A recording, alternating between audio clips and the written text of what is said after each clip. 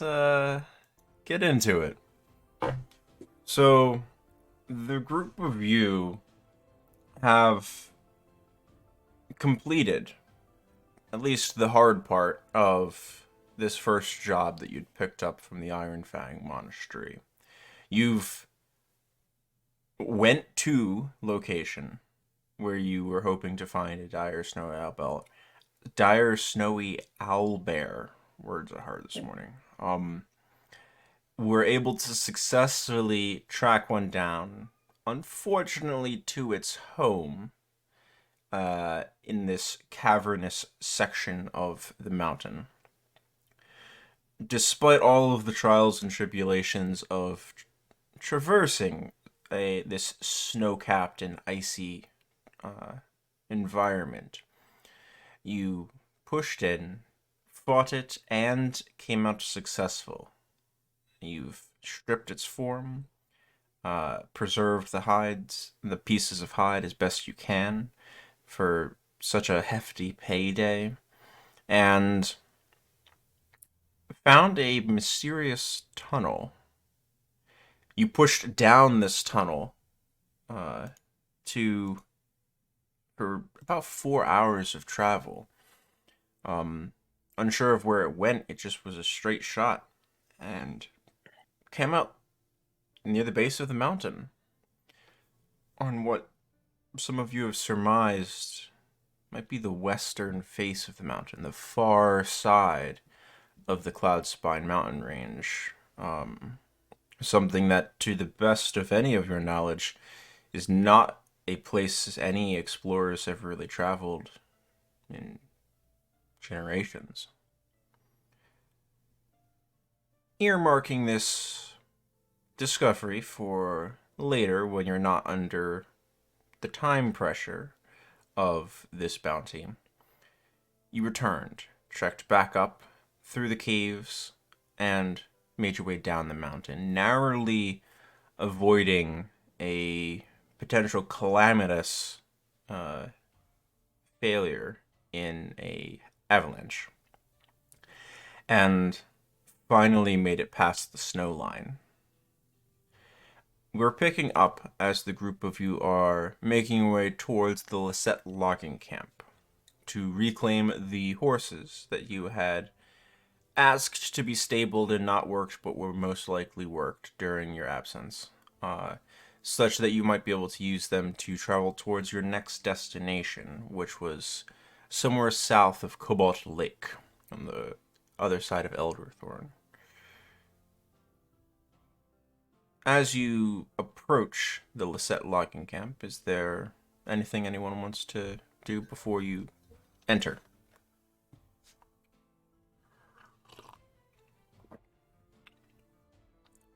No, nothing in particular. Oh, Yeah, I can't think. Can't think of anything. all right. Let me jump.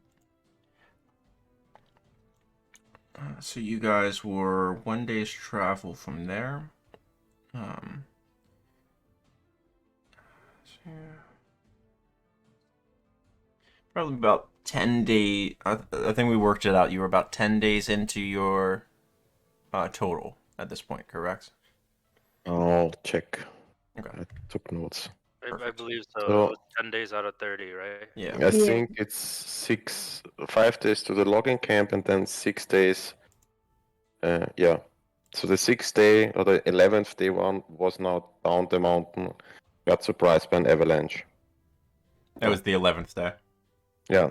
Okay. That's now. So you reached the Lisette logging camp on the afternoon of the 12th day.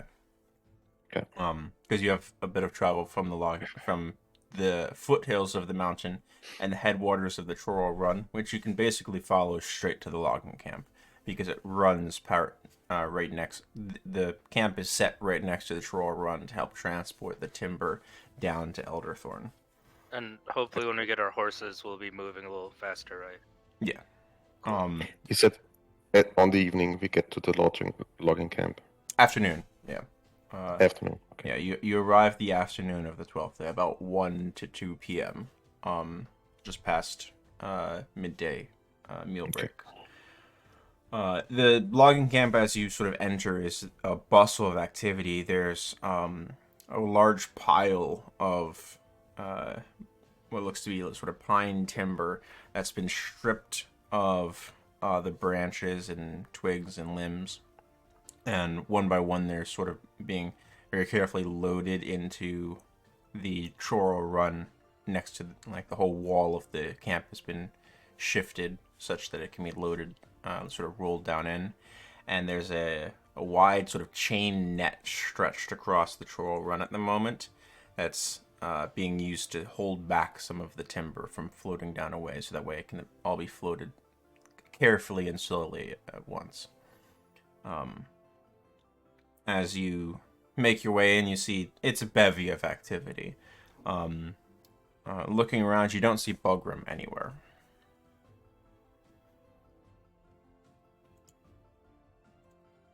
I just start yelling out, Bugram, you around? Make me a perception check with advantage as you're sort of calling out, hoping that someone's head might pop up and it'd be Bugram at the call of a name.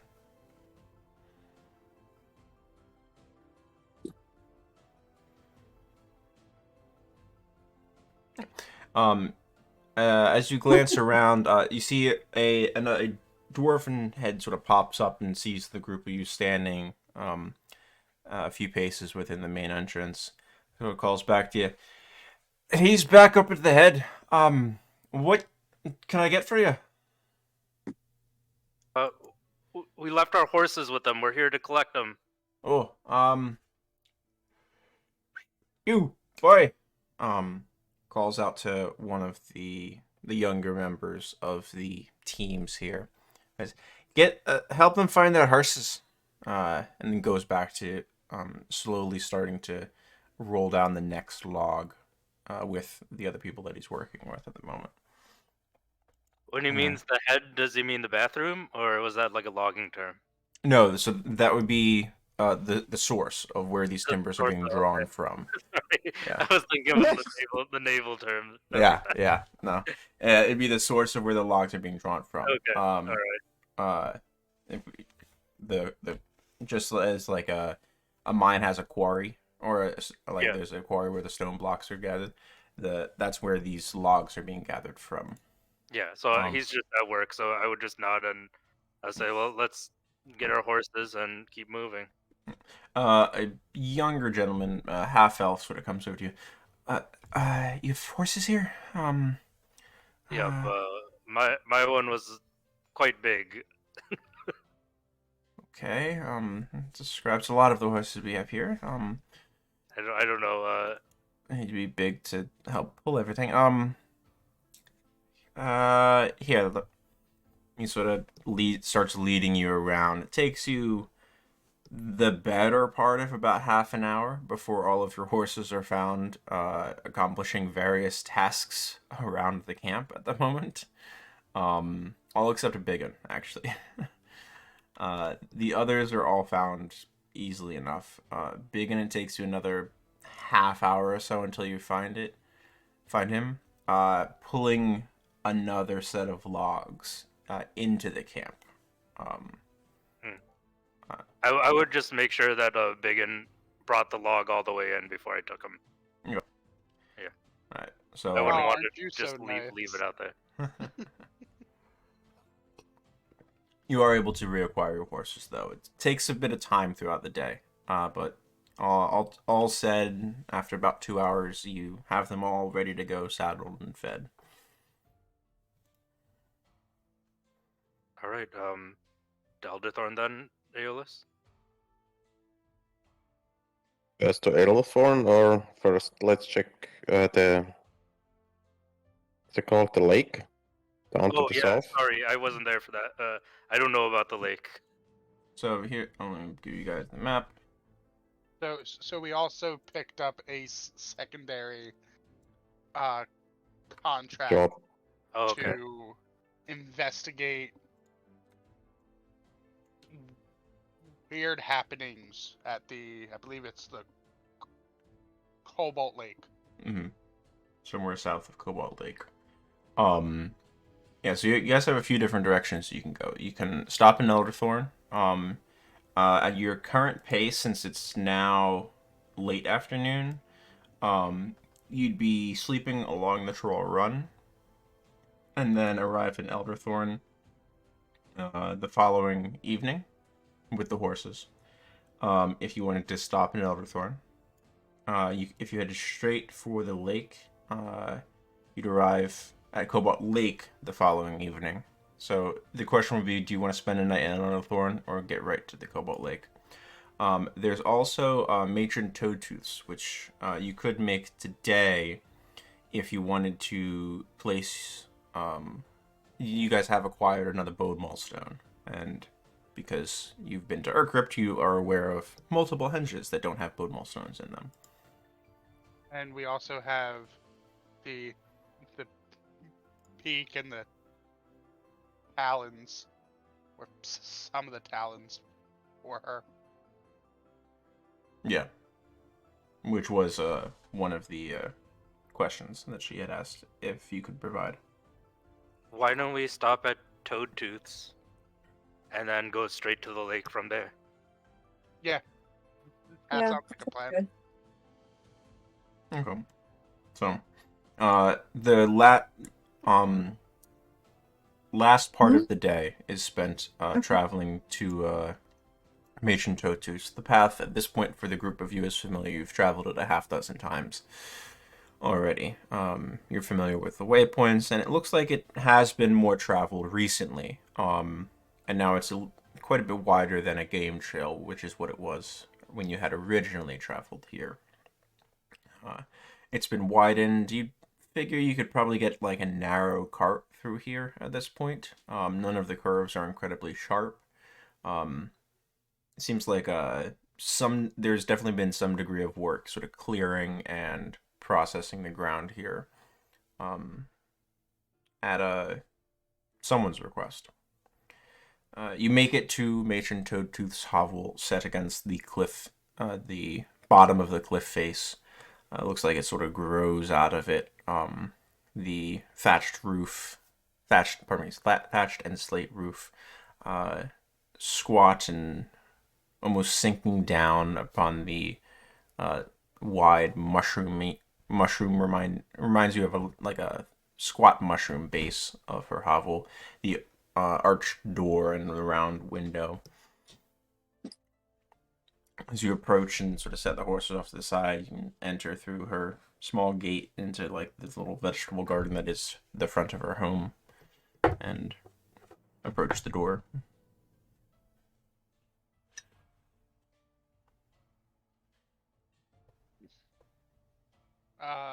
Aeolus will knock. Rap on the door a couple times. Yes. Hello.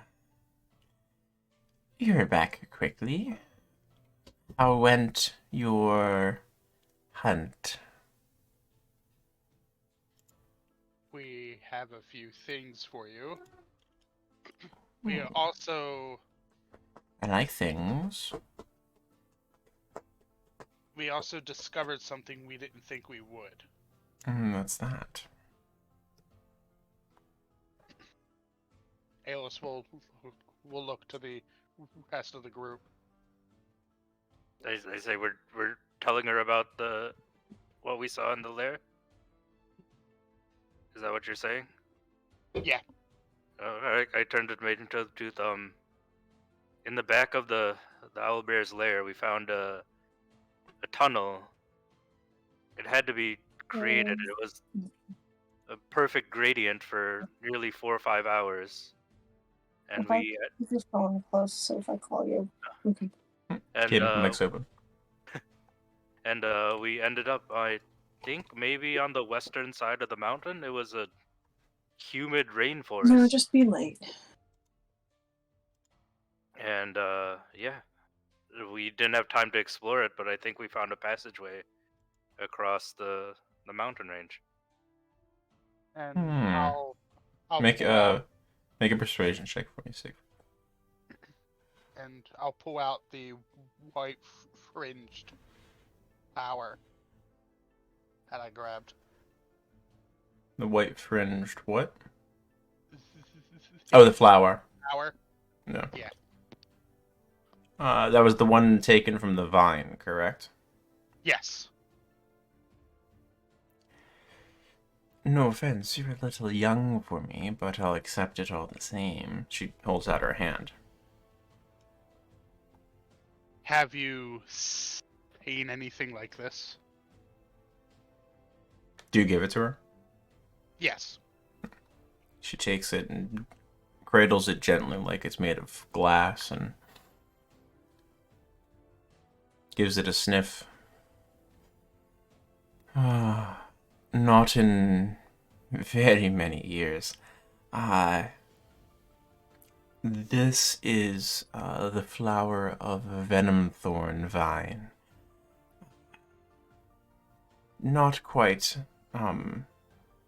as dangerous as its name would suggest. Still unpleasant. Just gives it another sniff. It's a very delicate scent, but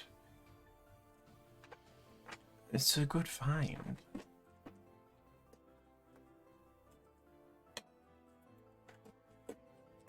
So, my hope is that one day we'll be able to come back and explore it. There are so many different plants.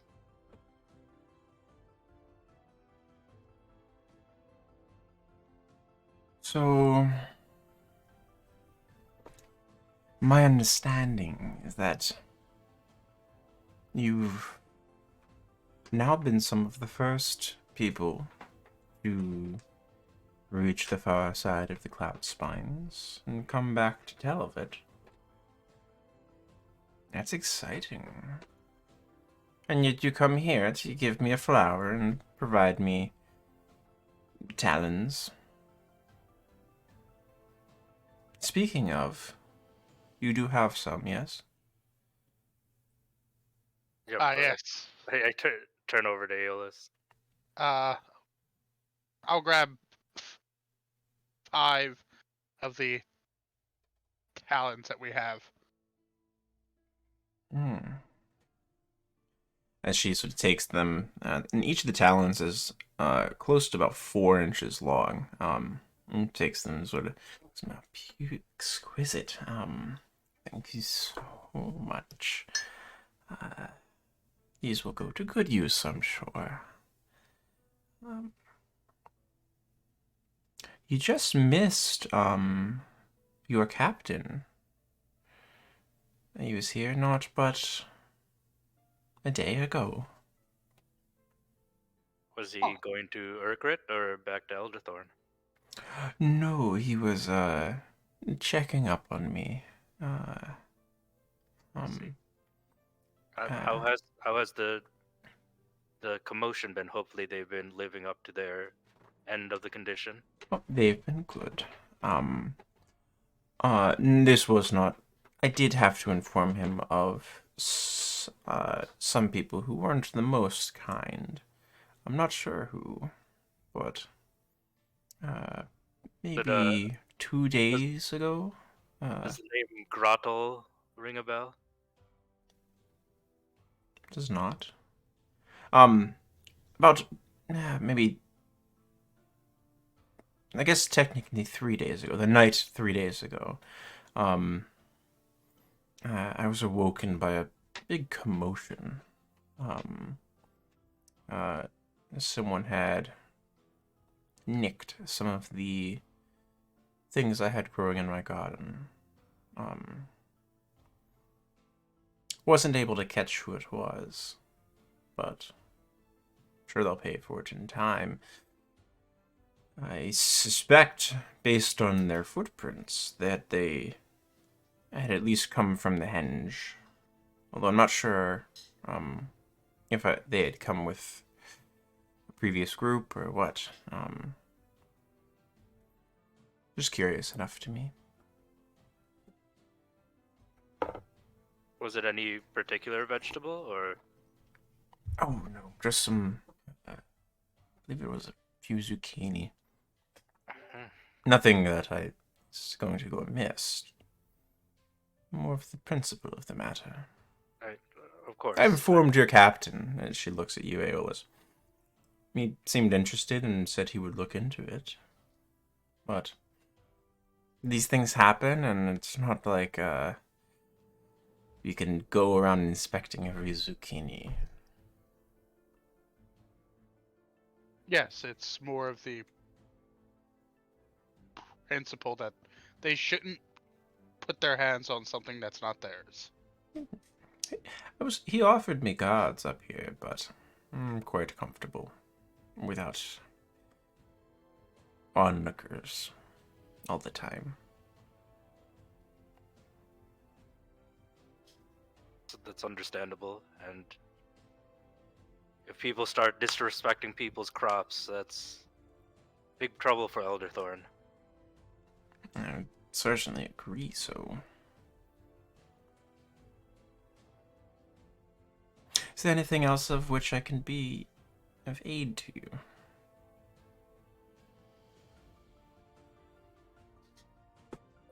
Sorry, I missed that. Is there anything else with which I can aid you? I don't know. I go over to Aeolus and whisper, should we tell her about the Urkrit, the stuff? I mean, I don't see why not. All right. So when we did our job for the Orc clan out on the plains, this Sort was of one of Sits the back and continues to listen. She gets more comfortable. You know? Yeah, we probably were standing at the door for a little bit, but now we're sitting down somewhere. But I slowly unwrapped the bode milestone and present it to her. I think it can be used to my. power another gate in Urkrit. That's phenomenal. Look at you all. Interesting thing about this one, it says that this was a tribal heirloom passed down from chieftain to chieftain for generations. I'm not surprised. I mean, something powerful and unique, even if people have forgotten what it does, seems like a reasonable thing. I mean, it's pretty, too. I've seen uglier heirlooms. But their tribe had no idea about that it was called a bode stone. They called it something else. I forget exactly in real life. But yeah, It's tragedy of common knowledge that it sort of seems to have gone missing along with the Empire. Not just buildings and villages and trade routes fell into ruin, but memory itself was difficult to endure. A collective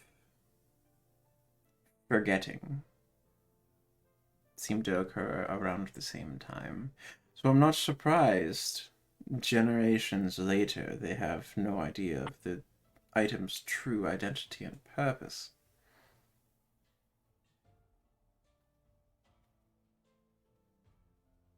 it makes me think where else these stones might have ended up. I don't know. But you did wonders finding and acquiring one, an heirloom of the chieftain now in your hands. I pray tell the chieftain is not dead somewhere. Oh no, they well, I go through the whole story about the weird like altar we found and about the dead members of their tribe that resorted to cannibalism, somehow rising as spirits and harassing them. Partway And- through, she'll make tea for everybody as well. Yeah, and it's a very long story, and we somehow managed to pretty haphazardly, thanks to Aeolus' smart thinking, destroy them by throwing them into a fire, and eventually the tribe was finally able to go to their grasslands. Beautiful tale. Wendigo's there, bitch. As she sort of finishes up her tea. Yes, people shouldn't eat each other. That's probably the lesson of that story. No, far too bony. Well, And It's- extremely stringy. the hour does grow late, and I would like to retire. And I would like my living room returned to me now. Would it be okay to camp on your land for the night? You're welcome to camp near the henge. Yes. Not we're- on my space. Yeah, understood. And we'll be heading to Cobalt Lake in the morning. So if we don't see you, thank you for the hospitality. You're quite welcome. And she sort of sees you all out. Do keep that stone under wraps until you're able to help Yerl. Yes, I was thinking we might not open the gate until we at least let the captain know. I'm sure he will be excited to see you. Yerl, not you. I mean, maybe your captain as well. Oh, I didn't understand that was his first name. I was like, oh, that is the captain. Oh, No, Yerl is not the captain.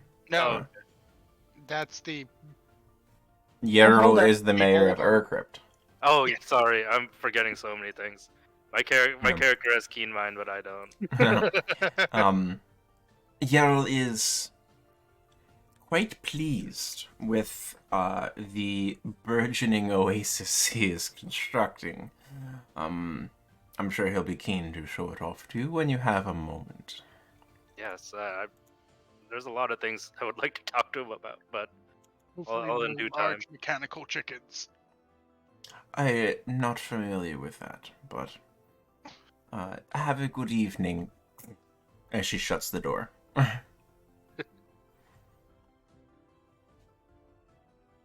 You all settle in for a comfortable night near the henge.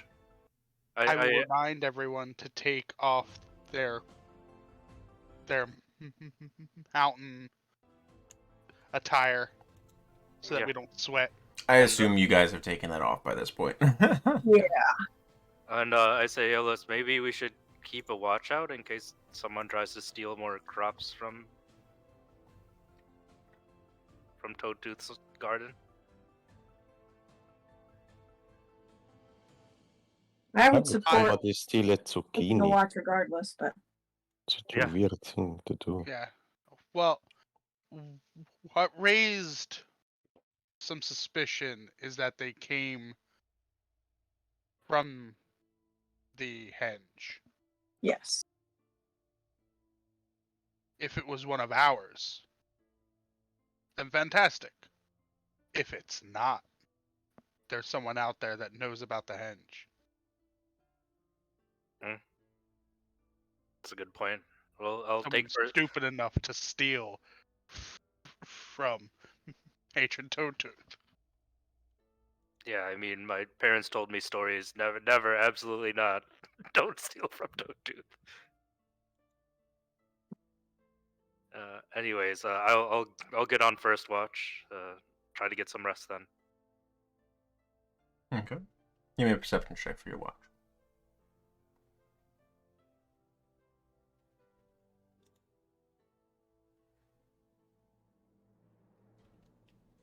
As the hours of the night start to drag by, the darkness definitely closes in. Tend your small campfire to keep yourself comfortable. It's still a little bit cold during the evenings, not terribly though, and definitely not a bother to you, but you know that your companions will want to have fire during their watch also. And the light is of some comfort to you. The stars wheel overhead, as you're left to wonder what else is going on with the information you have so far. Before you know it, your watch ends, and it's time to wake up someone. You do wake up. Who wants to go next? I forget.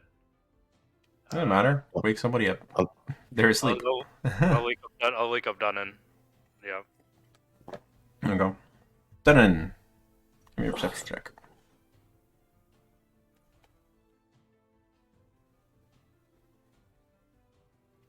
One. Siegfried curls back up to sleep again.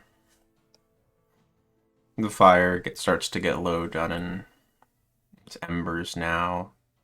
Still brightly glowing. Pick up a few sticks and branches and throw them back on. Your watch continues. About maybe 1 a.m., 1:30, and it's the dead of night. There's been no movement or sound for your entire watch, basically, other than the occasional crack of a limb splitting in the fire. Often the snore of one of your companions here or there.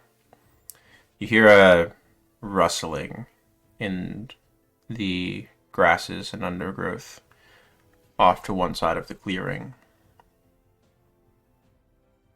Ever so faint. Just rustle, rustle, rustle, rustle. And then it stops. As quickly as it started. There's a gust of breeze that sort of blows through the space for a moment, sort of making your eyes water in the unexpected smoke of the campfire getting blown into your face for the briefest of moments.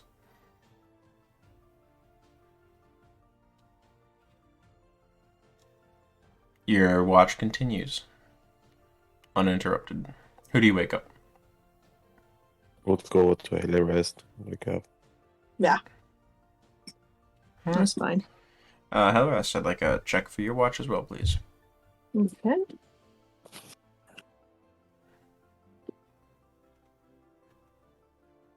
Shit.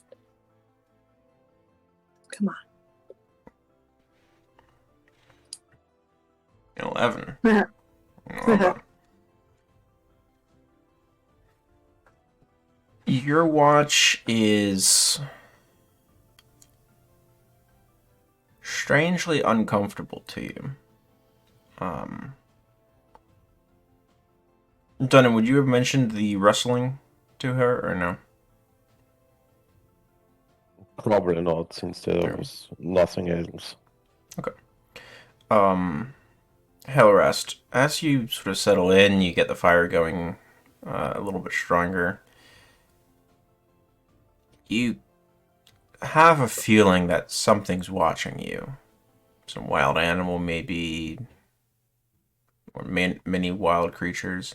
You can't shake it, and you don't know where from. As your hours drag on, the very faint beginnings of light on the distant horizon are just starting to brighten the sky. Looks like it might be another nice day.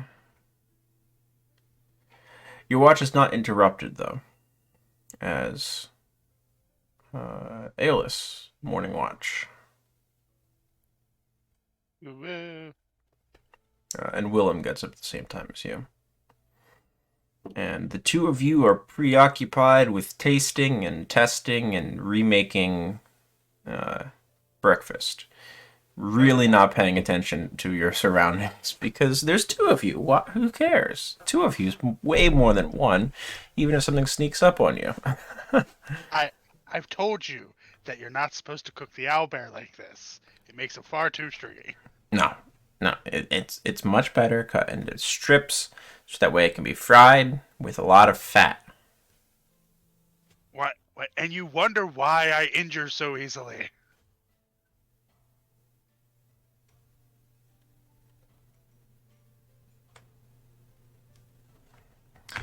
All right. The next day is yours, though. A group of you awake, well rested, here at the clearing of the henge. To where do you go? We can try and follow the Cobalt stream down to the lake, right? Yeah, if you find the headwaters of the Cobalt Stream. Yeah. Yeah. So you could go around the western side of the lake if you'd like. Yeah. Is that all right, Aeolus? Whatever you believe is the quickest way. I will follow your lead. So doing that, we'd get there probably by the evening. No, so you get 4 hexes Okay. on So we have to rest out there. yeah, so you'd have one evening along the Cobalt Stream, and then you'd reach your area of intrigue, we'll call it, midway through the second day. Sure.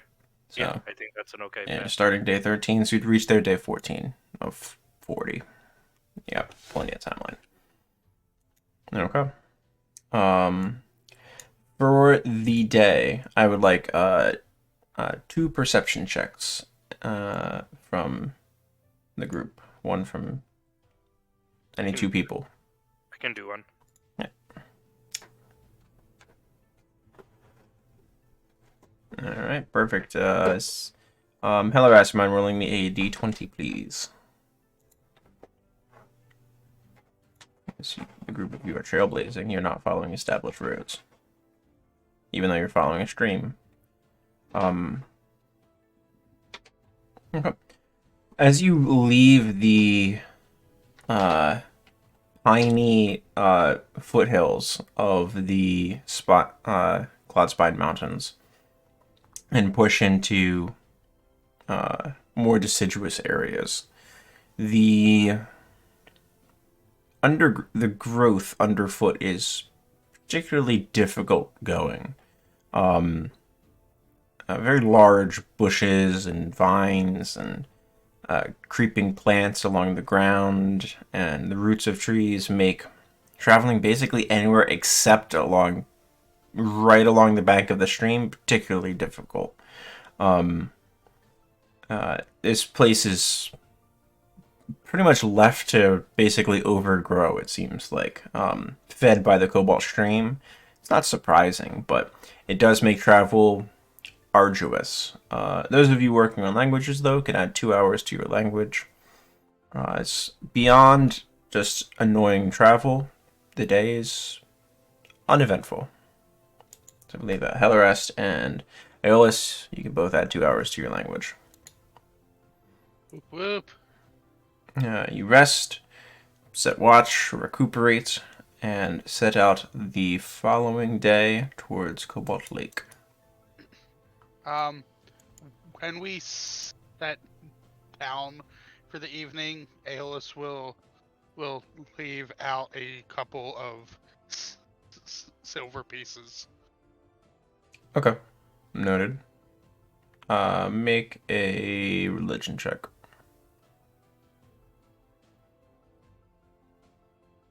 No, I will keep it in mind. You feel better about it. The following day, a little bit of travel towards Cobalt Lake as you start to round the side of it.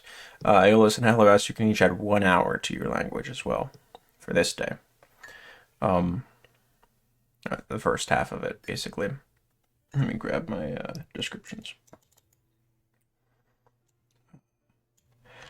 As you approach Cobalt Lake and get your first good view of the noonday sun reflecting off of its placid surface, the reasoning for the name becomes all too apparent. There are facets of aquamarine stone running in veins here and there through large outcroppings in the space, echoed beautifully by the beautiful blue-green reflection of the water. The space itself is serene. As you round the side of the lake, you eventually come to an actually established road and start continuing around the lake counterclockwise. About an hour's worth of journey. You've been, at this point, traveling through fields, likely outreaches of the farms that support Elderthorn and the Talfa overall. The group of you are met with a scene of lush greenery and tangled vegetation.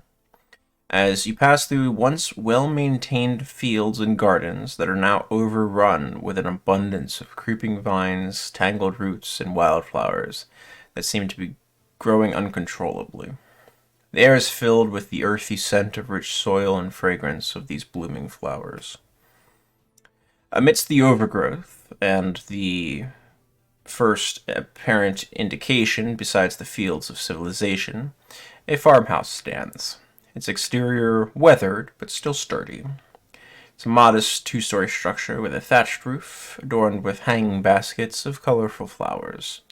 The windows are framed with climbing vines that reach towards the sunlight. Near the entrance, as you approach, you see a middle-aged human, strong build. He sees you approach and flashes a friendly smile from the distance. You see thick, gnarled hands and fingers as he waves, and tanned skin. A few wisps of graying hair escaping from beneath a straw hat. Wears worn work clothes, stained with dirt and traces of plant matter. As you get closer, he turns and calls out towards the house. Not to a degree that you can hear, but it turns back, and out of the house comes a petite halfling woman. She has a warm, welcoming demeanor to her, although you see a look of worry present on her brow, despite the apparent attempt at a friendly greeting. Her curly hair is tied back with a few escaping flyaways into a practical bun. She wears a simple dress and a sun hat to shield her eyes from the bright rays of the noonday sun. As you approach, the gentleman greets you once you are within earshot. Hello, you all from, the Iron Fangs? Here to help? None too late, hopefully.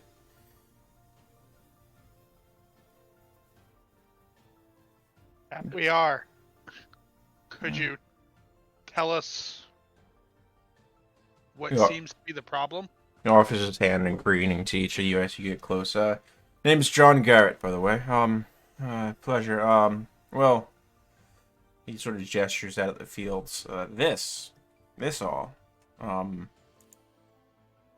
A month ago, these fields were ready for planting. All those wildflowers and vines and whatnot, it's all new. The problem that we're sort of dealing with here, not sure. I'm honestly not sure. And the halfling woman interjects. We're not really sure what to do with our land because this, and we're not sure what's causing it. It seemed like something that maybe the Iron Fangs might be experienced in, hopefully. I don't know. John continues. As you said. But when we had sent word, so we had some of our farm hands helping us sort of fight it back, keep it cleared, so we might be able to grow something for the season. The western field, you guys might have actually passed it on your way. It's one of generally one of our better producing fields. And they were helping to try to keep it clear. Now we're missing 3 of our farm hands at this point. Not sure what happened to them. We sent them to work the western field, try to cut back some of these roots and vines. They gain dozens of feet every day on the fields, mind you. It's no half-assed job. And these weren't incapable individuals, but I haven't seen hide nor hair of them in 3 days, 4 days time. So you guys come none too late. It seems like we should go check out the western fields. Sort of lowers his hand down to the halfling woman, who sort of steps under his palm, and he lifts her so she's the same eye line as everyone else. My apologies. This is my wife Emma. Emma Iron Fangs. Yeah. So the hands he's got Bramble. It's just what he goes by. Ironic, I know. Yeah, half orc feller. Burly, muscular guy. He's got a good presence. He carries himself. Looks like he'd be kind of brutish, but man has the best green thumb, literally and figuratively, I've ever seen. There's Willow, elven lady. She's got her own sort of gracefulness about her. Sort of reddish, ruddy hair, green eyes. And then there's Flint. Handlebar mustache, sturdy, stout-looking dwarf guy. No beard, just the mustache. He doesn't really look like he has a neck, though. That's the best way to have to describe him. He's a good guy, though. He's the one that helps maintain all of the equipment. They've been with us for years, though. If you can find them, hell, I don't care about the field as long as they're safe. Do you have an approximate timeline of when all of this started? So, this was, gosh, maybe it was maybe a couple 10 day after beginning with spring was called. Maybe 20 days after spring was. It's been a bit since then. And we're losing ground every day at this point, especially without them helping. And the rate that we're going, I think the fields will be gone by midsummer. Well, before my group and I head out to the western fields, I just have a couple more questions, if that's all right. Emma chimes in. Of course. What questions do you have? Have you had any strange interactions with the waters? Either from the lake or No. maybe your farm hands have... The water's been fine. We use it to irrigate our fields. There's a spillway, drawn from Cobalt Lake. And we just let it flood through. It's been good, though. And you're drinking and bathing water. Do you also draw it from the lake? We do. Okay. It provides for us. It's one of the reasons that we're rather successful. If the fields weren't overgrown, and there's other farms throughout the area. Next one's maybe 5 or 6 miles around the lake. There's only a handful of us, but we all maintain pretty large properties. Okay. Well, we will head out and hook into your missing farmhands, as well as the overgrowth that has taken over your land. Be very much appreciated. Thank you so much. Please, honestly, as long as they're safe, that's what matters to us more.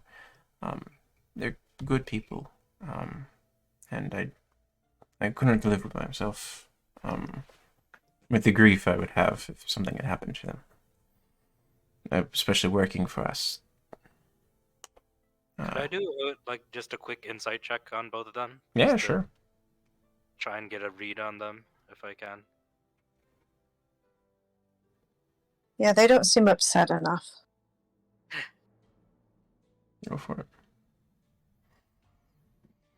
Sigrid, you get this. It's mixed.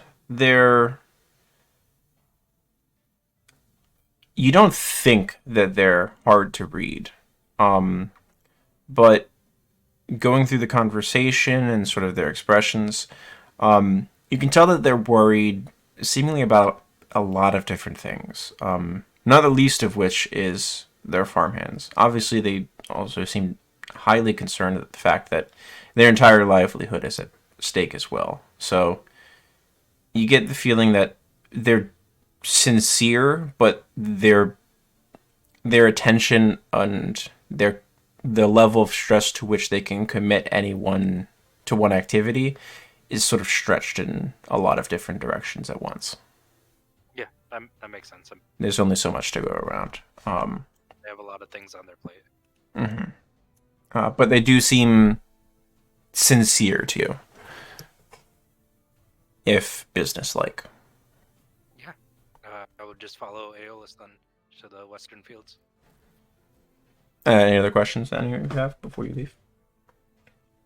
What was the last one missing? We had half orc, elven woman, and what was the last one? A dwarven fellow. Or Yeah, his named Flint. Flint. Burly sort of fellow. Like I said, no neck. He's got a big, thick handlebar mustache. Just starting to gray.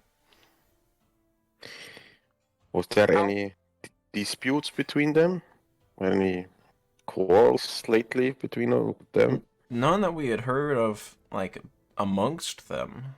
I mean, every now and then people get hot under the sun, and we employ close to 50 people, on off and on throughout the season. But they were relatively nice people. You get a little hot under the sun, have a disagreement, but it's over the next day. Nothing that comes to mind, though. I don't think I've ever heard Bramble raise his voice beyond that of a loud whisper, truthfully. He's the type of guy that would walk 100 feet over to you to say something rather than shout it. Have you yourself investigated the western fields? We've been out there. We got trees growing in it. Trees that weren't there a month ago. Like as tall. No tracks or anything from, I don't know, wild animals. None that I saw. I mean, the soil, we had turned it over and already done our plan. And it had been hard packed by the time that things started growing up that weren't our crops. He sticks his thumb in the house. The trees are as big as that. I didn't plant no trees. And I don't expect trees to have a decade's worth of growth in a month. Quite odd, yes. I agree.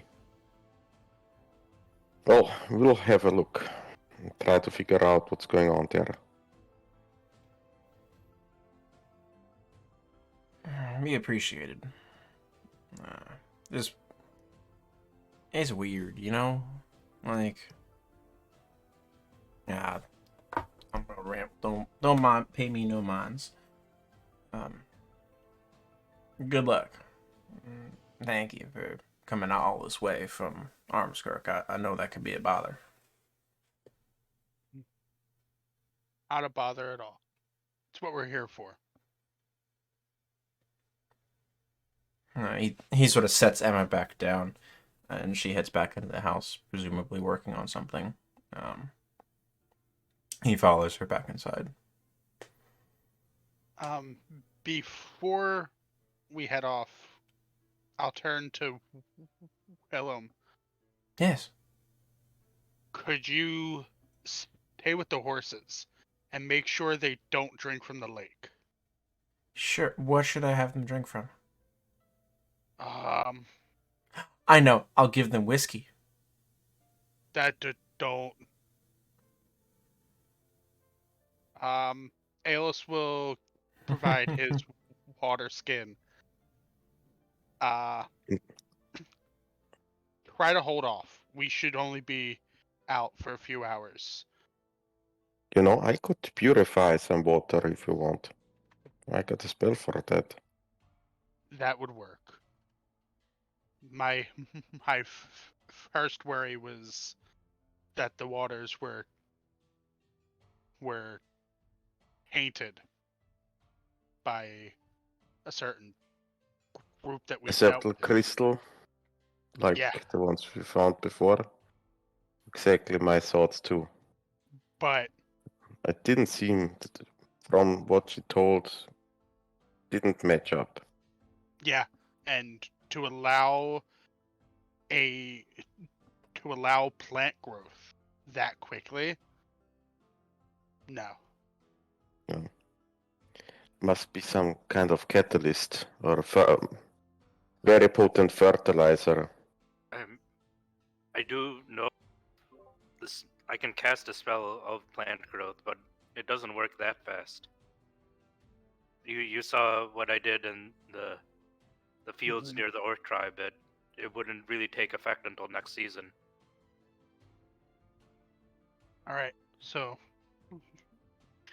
who wants to come out to the west fields, and is there anywhere else we are thinking to investigate besides maybe the lake? Well, I think we should start at the fields and Yeah. look around if we find any tracks or any hints from might have caused. All right, Agreed. let's go. Okay. About an hour's trek, especially without the horses, out to the west fields. Willem stays with the horses and goes and talks with the farmer and his wife to stable them potentially. Yada yada yada. An hour's trek leads you out to a field that has seemingly been worked and planted, but is about twice as wide as you approach it as it is long. Halfway through the field, there is this uneven beginning to wild land, effectively. There's creepers, there's bushes, there's vines, there's trees, some of which look to have been sort of chopped down at this point. A few stumps have been pulled and uprooted, massive root balls already. There's about a 50-foot difference in delineation from farmed field to not quite jungle, not tropical, like heavy forest. The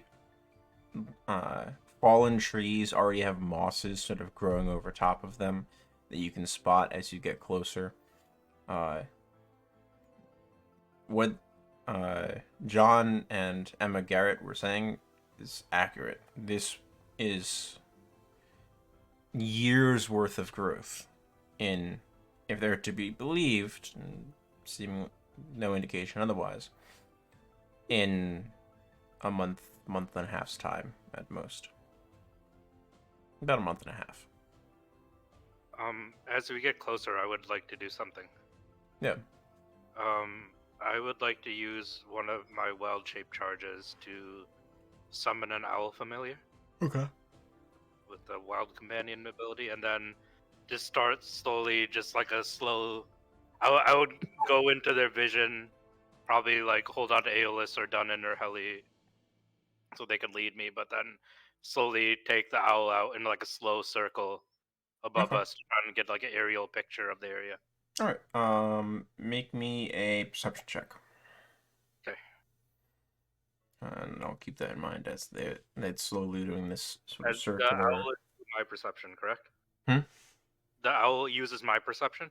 No, it uses its own perception. Okay, I don't have. It's a owl. plus. The owl has a +2, I believe. Okay, I'll just roll it. Yeah, D20. but it does have advantage. So roll 2d20. Could I also do something? Yeah, go for it. Just quick backtrack. Would we have been able to acquire something from the 3 missing farmhands, like something piece of fabric or something that smells, that has the smell? The farmer and his wife do not have anything that would belong to them. Shit. Okay, Um, then never mind. they would mention that near the northern edge of their property, there is a workhouse that their hands and the hands for the farm to the north of them, continuing counterclockwise around the lake, all stay in, but that's more of like a hostel style housing. So you might find something if you went up there, but Okay. they're not sure. Never mind. Yeah. Never mind then. And I would it's just more- have the bloody pup sniff around for any weird smells, maybe. Okay. Anything that's not Something that plants. doesn't fit to farmland, yeah. Okay, sounds good.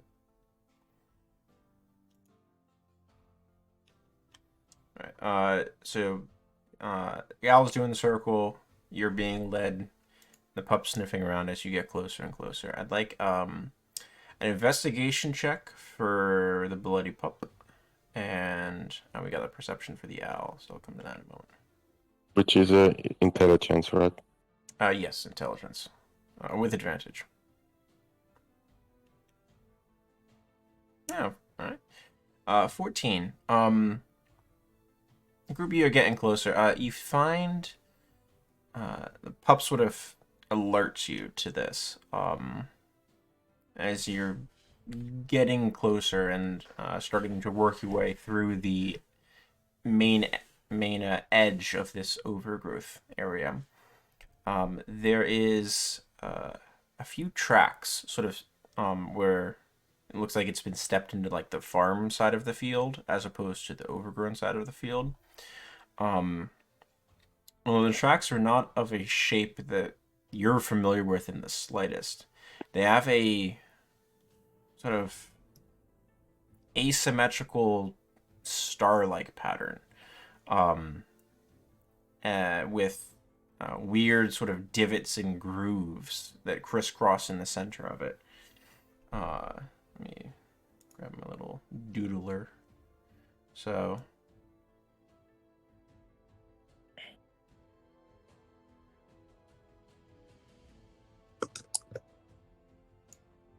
And then like divots and like grooves like throughout the center like that. And they're spaced. There's about 7 of them, like good prints that you find that are spaced with like a gate that you sort of recognize, and that's really what sort of sends you off as like, oh, this is something different, rather than just like random marks in the dirt. It looks like something made some steps here, but that's about it. Do these tracks lead somewhere? They lead back in. Either they lead out of or into the sort of this overgrowth area.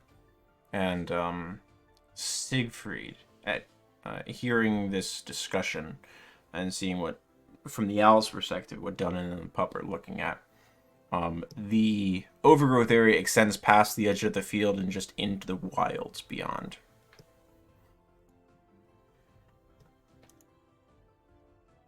So. Well, I think we found our tracks. It looks like a walking tree. Yeah. And those tracks are about 6 inches in diameter, roughly. All tree. Oh.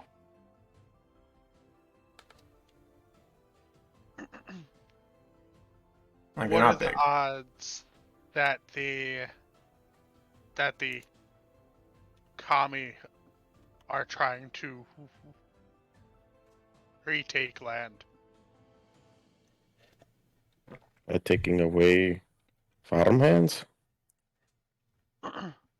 Well,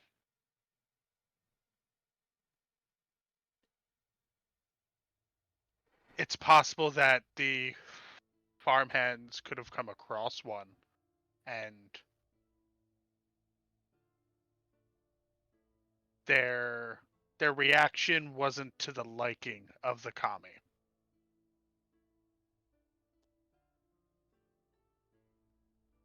I mean, there are stories of people disappearing into the woods because they didn't respect it.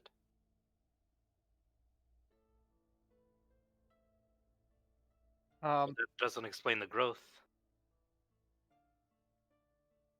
Even if a kami has blessed a land, I've never heard of them generating this such old growth in such short amount of time. Maybe just their presence accomplished that. I would like to walk to following these tracks that Mm-hmm. Tunnan found. I'd like to walk to where the overgrowth begins, Okay. and taking out my hunting knife, I'm going to cut off one of the plants. There you go. Cut some of this like sort of ground creeper, like ivy that's sort of starting to spread out into the area. And cut a few inches of the vine. The vine's thick for this ground creeper too. It's not like a stem. This is like an inch thick vine upon which all of this is growing. Okay. I would like to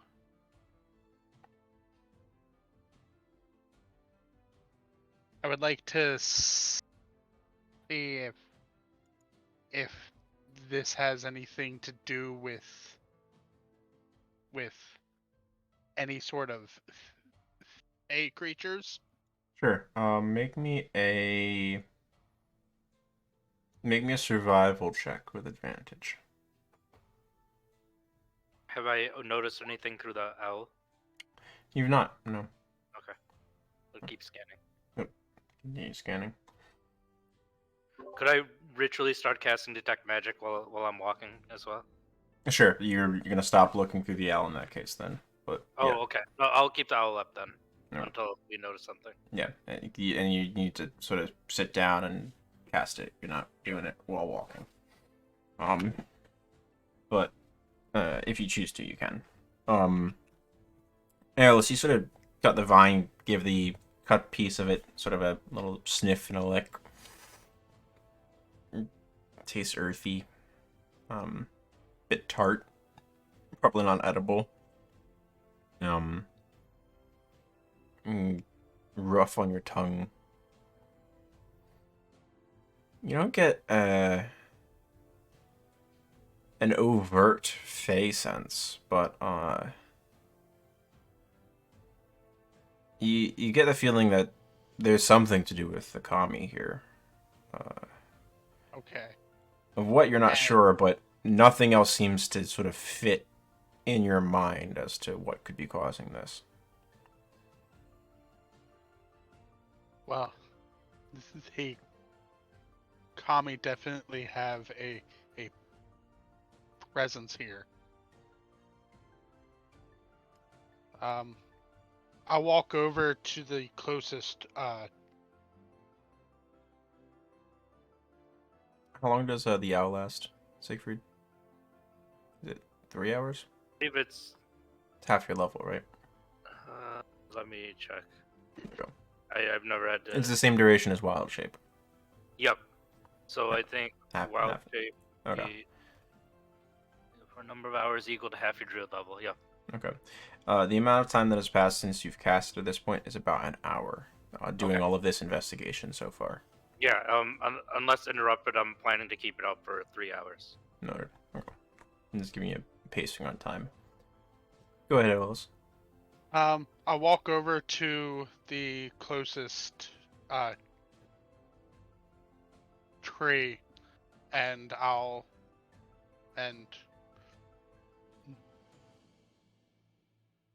Hunin, can you and the bloody pup continue to look for those? Sure. And once I arrive at one of the trees that have sprouted within the last few months, I will take my hunting knife and try to peel the bark off to see if the sap is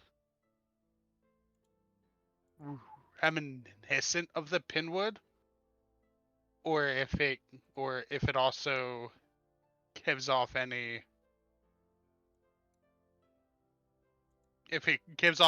stronger sense than the ivies. Got it. Okay, I understand. So you're doing that. What did you ask Dunnan to do? To see if him and the bloody pup could continue following the tracks, if there are any.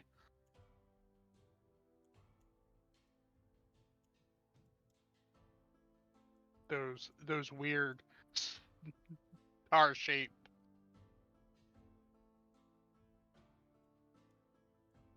Helleras, what are you doing during this time? You've been quiet. Just looking around, looking at those tracks. Kind of noticing where they stopped. Did they stop right at the edge of where the overgrowth started? They got into the overgrowth, and then sort of got lost in all of the sort of mix of vines and roots and everything like that. There was no longer ground upon which good prints could be made. Seemingly. So Aeolus, you go. Oh, sorry, go ahead. Helleras, yeah. She'd like to actually ask Wheeler Woe of her bones of, is the overgrowth related to no, it is. I can't ask that kind of a question. Yeah. You need something like commune for that. Willow, it's like a yes or no thing. Like, is this a good idea? Yeah. Is the overgrowth related to the Fae? Simple. So that would be something that would be commune. That would be? Yeah. Because Willow is an action that you're planning to take. Like, is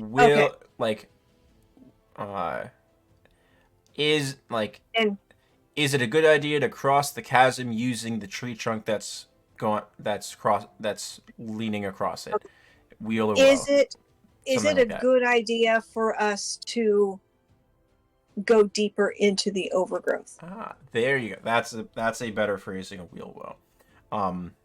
So you cast your bones during this time while Aeolus is still sort of licking vines on the ground. And you get the result is both. Okay. Aeolus, you go over to one of the trees, sort of carve out some bark. The trees do not bleed like the pinwood. Firstly, Okay, that's good. black sap that sort of oozes out of them. Double check this. Yep. Secondly, as you sort of peel this bark and you see like the whitish heartwood of this tree behind underneath the bark, the heartwood of the tree sort of opens for a moment, in the appearance of sort of a yellow light with a dark background. And then you feel a heavy club against the side of your head. Yep. Okay. You take 12 points of bludgeoning damage. I'm moving you guys to a map, and I need you to roll into initiative. That's all right. We were right. I Uh, just got my ass beat by a tree. let me pull up the initiative tracker. There we go. We were able to. So yeah, we should all be at full health. I think. Yeah, you are. Correct. Except It's, except for Hold on, Aeolus. hold on, yeah. hold on. The old turns were on there. Clear. Okay.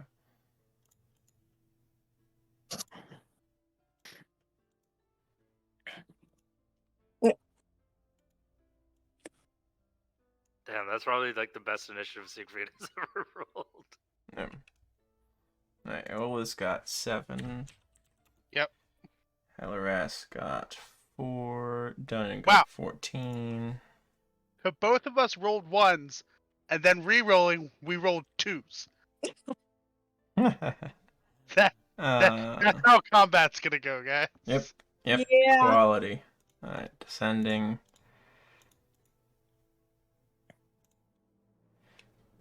Alright, give me a moment to get the initiative set up.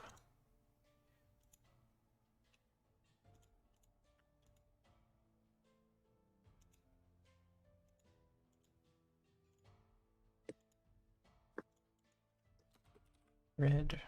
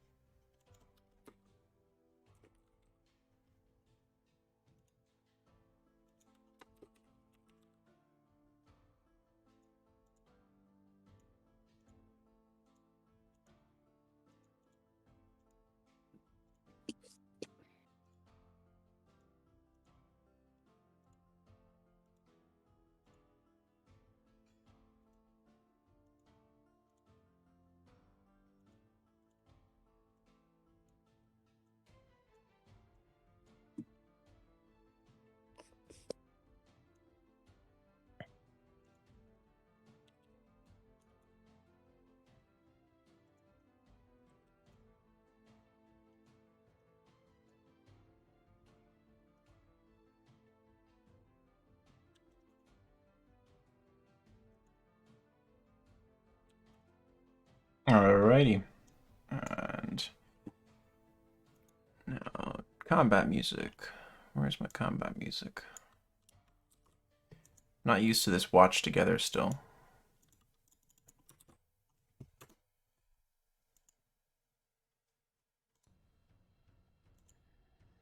There we go. That should work now. Alright. Start of initiative. Out of the tree, this piece of bark that you sort of peeled away sort of expands into these two different eyes of this creature. Is it Shift Z? There you go. And stepping out of the tree, sort of pushing into the space there as the club with a little bit of your blood on the side of it. This plant-like creature with a gnarled ball of roots forming a shield that just is the end of one of its arms.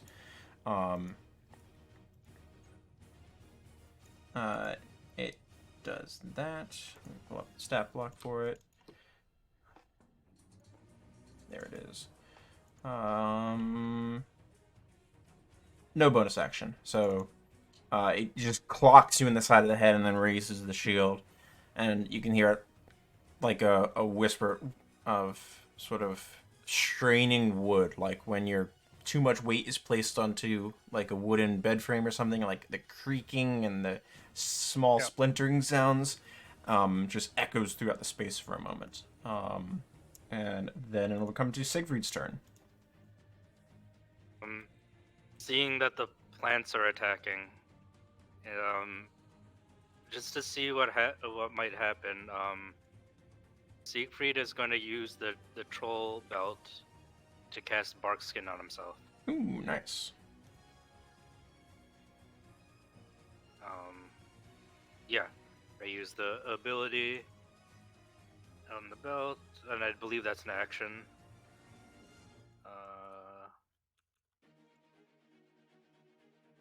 There it is. Side troll belt. Yeah, sweet. In 1 hit point on top of every hour. So you haven't taken damage, so you immediately heal your 1. Yep. It doesn't really change. That always happens. Don't worry about that. Barks can spell once. Cast spell. I don't need to concentrate on it. Concentrate. And if you make a stealth check, this would count as a natural environment if you do make a stealth check.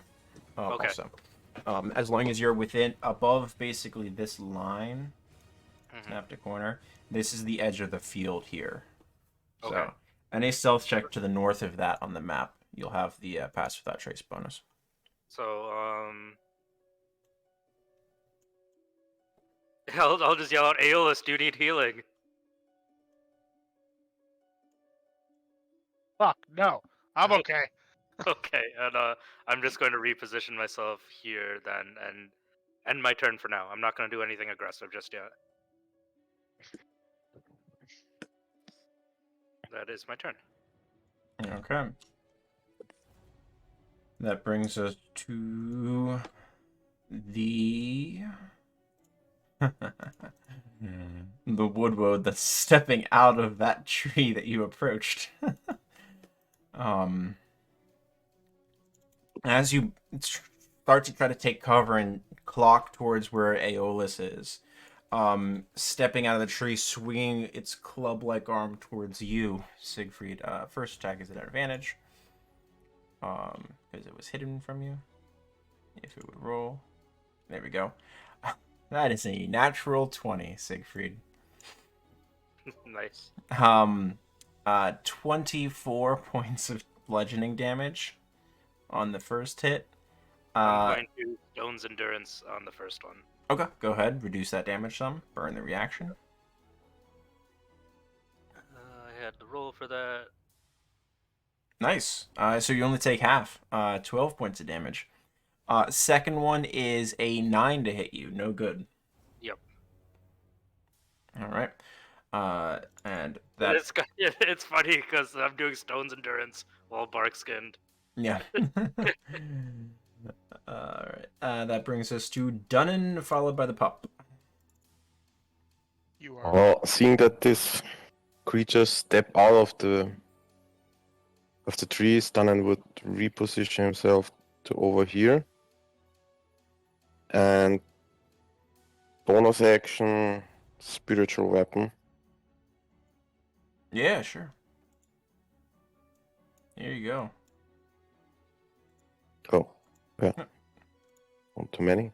Yep. And would ready an action for if something gets out of the tree. Alright, to so your attack it. spiritual weaponing, where are you sending the spiritual weapon? You can conjure it within 60 feet of you. I would over at the Aeolus and hit the one next to him Yeah, go for it. with the weapon. So.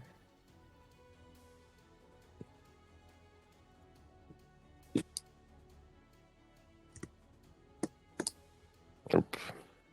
Ooh, 10 does not hit them. Nope. As it sort of this thing, your mug just apparates into space here and just swings heavily towards it, hits the bark armor of these creatures and just sort of glances off. It sounds like when you drop a wooden mug on the tavern floor. What's the pup doing? Our pup is Rolling gonna in action. step behind and would attack the one. Yeah, go for it. With Got the them. flank going. Yep.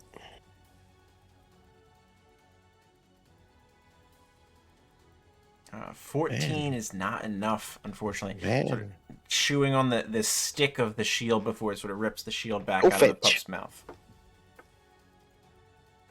All right. That's it. Brings us to the blue wood. As it sort of steps up out of the broken tree branch here next to you, Dunnan, you have a readied action if you'd like to take one. Yes, sir. Go for it. Man. First attack misses. Second attack.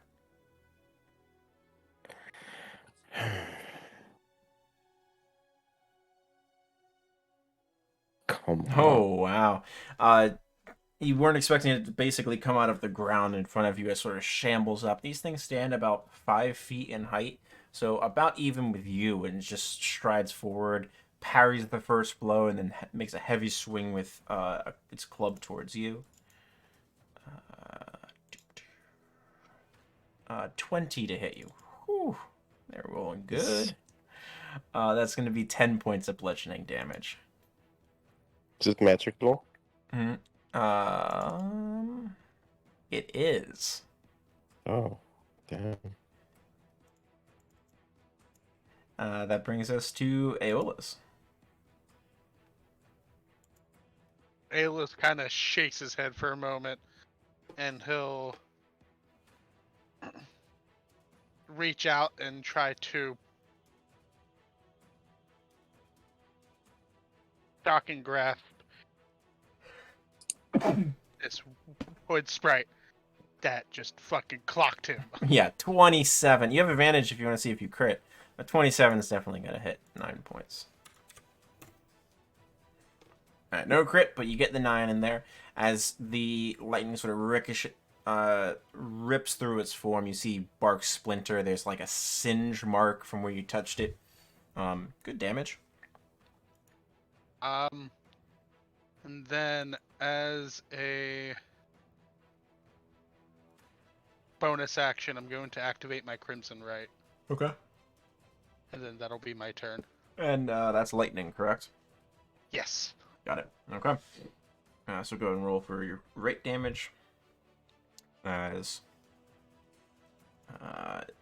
the Hellerast, with your passive, you see off to the side a fourth one of these sort of step out of the tree, sort of look around, and then turn and step back into the tree. You see a movement over here. It reappears, and then reappears down this way. You can see it's sort of gotten the, like, realized stuff is happening, and it's leaving. You're not sure why, but it keeps sort of stepping in and out of trees as it goes. Ew. Okay. Like teleporting from one Hellerast- trunk to another trunk to another trunk. Yeah. Hellerast is gonna take that into consideration, but not chase it. Yeah, it spends its She's entire not turn fast moving. enough. She's not fast enough. She's gonna cast Armor of Agathis upon herself. Okay, sweet. What level are you casting it? Let's see. I've got a full thing, so let's see. I think I'll do it at level 2. Level 2? Sounds good. Why are Mhm. you damaged at the moment? I don't know. You should I not don't be think the health bars are updating because I'm technically at 51 right now, but my health bar says I'm full. I see 51 on your health bar. I see maybe I 51 should too. refresh. That's browser issue most of Yeah. the time. Yeah, I just maybe didn't hit long rest and then last on a long rest, but yeah, I should be at 75. Yeah, okay. Okay. Alright. And then as a bonus action, Second I'm level. going So you to have 10 temporary. Sorry, go ahead. yeah, and then as a bonus, I'm gonna just pull Corin out. Okay. So Corin gets conjured this turn and can make her attacks next turn. Where are you going to conjure Corin? I'm gonna conjure Corin. Let's see. Over towards Aeolus because he's an old man. Okay, got it. He needs help. All right, so Corin pops and then scurries over towards Aeolus. We'll pick up there. And that brings us to top of initiative with the pink one. As the lightning, it finally sort of recovers from this shock to its form. seeing itself surrounded, it's going to spend 5 feet of movement and just sort of step into the tree that it just came out of and appear next to the root near Dunnan. Or sorry, the downed tree next to Dunnan and make attacks against him. Dunnan, 23 and a 14. 23 hits, yeah. Alright, that is going to be 9 points of bludgeoning damage. As Okay. this one appears helping its ally sort of assail you. That brings us to Siegfried. I would like to cast Frostbite on Okay. the in front of me. Alright, that's a con save, or is that the attack roll? That is On. a con save, yep. Ooh, no, fails. Got a 9. So 6 points of cold damage. Okay. And then it's also slowed, if I remember the spell correctly, right? And that is my turn until someone needs healing. Okay, sounds good. That brings us to Red. Now, it's slowed as in movement, so it can still make its both attacks, right?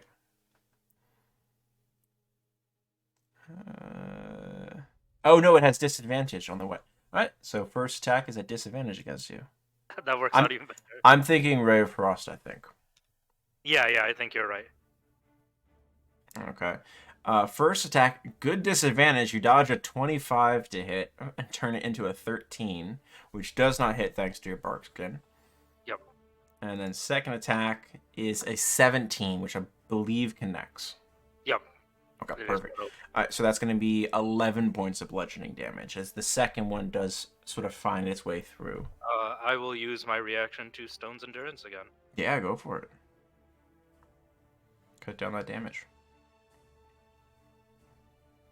Not an issue. Only 5 points through to you. That brings us around to Dunnan and the pup. Dunnan, you've gotten a party over here for you. Well, since it's wood attacking him, he's gonna bonus action Searing Smite. Nice. That's fire, right? Yeah. Yes.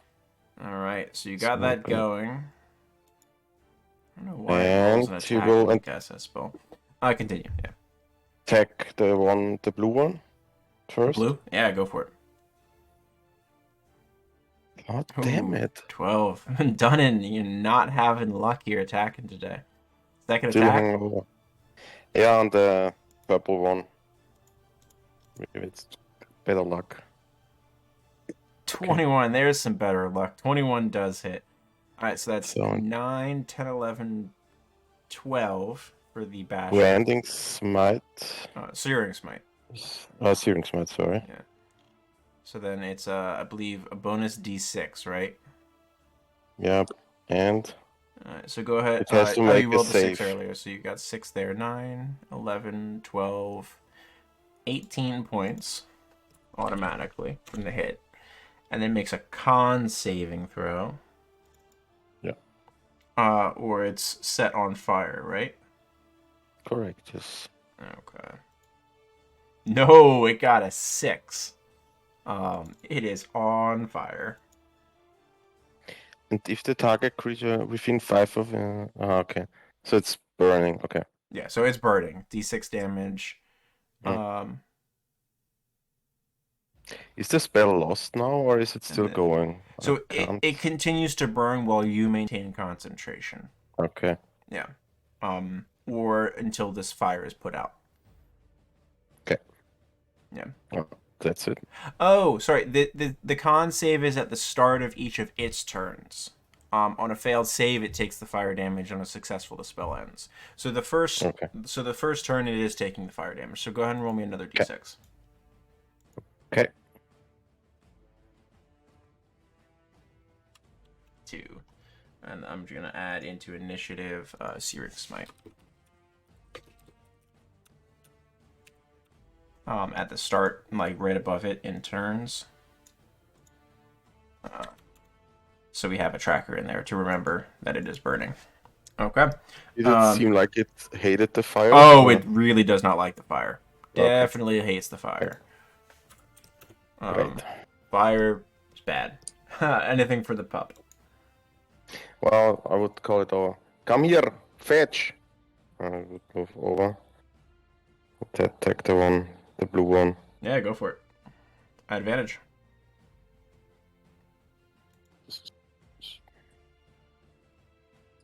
Ooh, Nice. there you go. That's enough. 15 points of damage to blue. And it's got to make a strength save. Oof.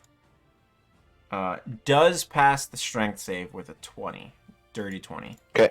So just succeeds there.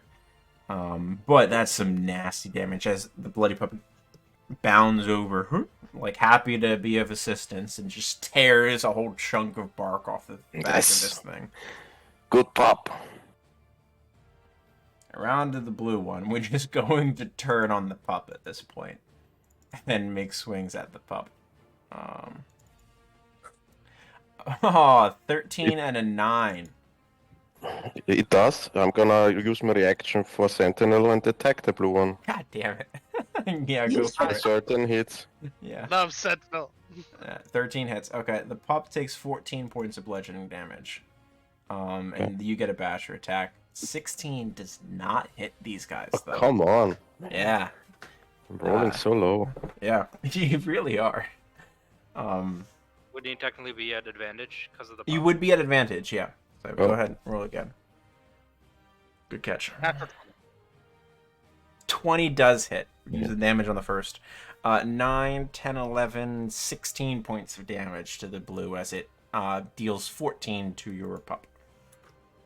And the Searing Smite is only on the purple one now. Only on the purple That's- while you maintain concentration. Yeah, so once it's Got it. applied, it stays there. Okay, got it. Yeah. But as long as you maintain concentration, it keeps burning. Keeps burning. Cool. All right. Pup took 13. That perfect. 14. It hit with the 13. 14, yeah. Yeah, and that brings us to Aeolus. Alrighty. Yeah, pup it missed the pup with a 9 on the other attack, so you're good there. Aeolus, what'll it be? Bonus action, Blood Curse of the Marked. Okay. I am marking the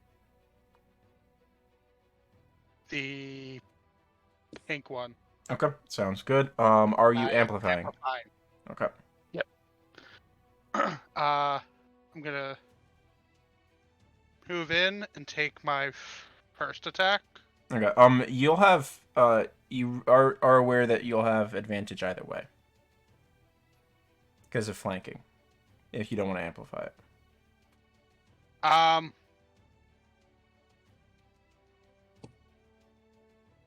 Nah, I'll amplify because I Okay. had Sounds said good. I would anyway.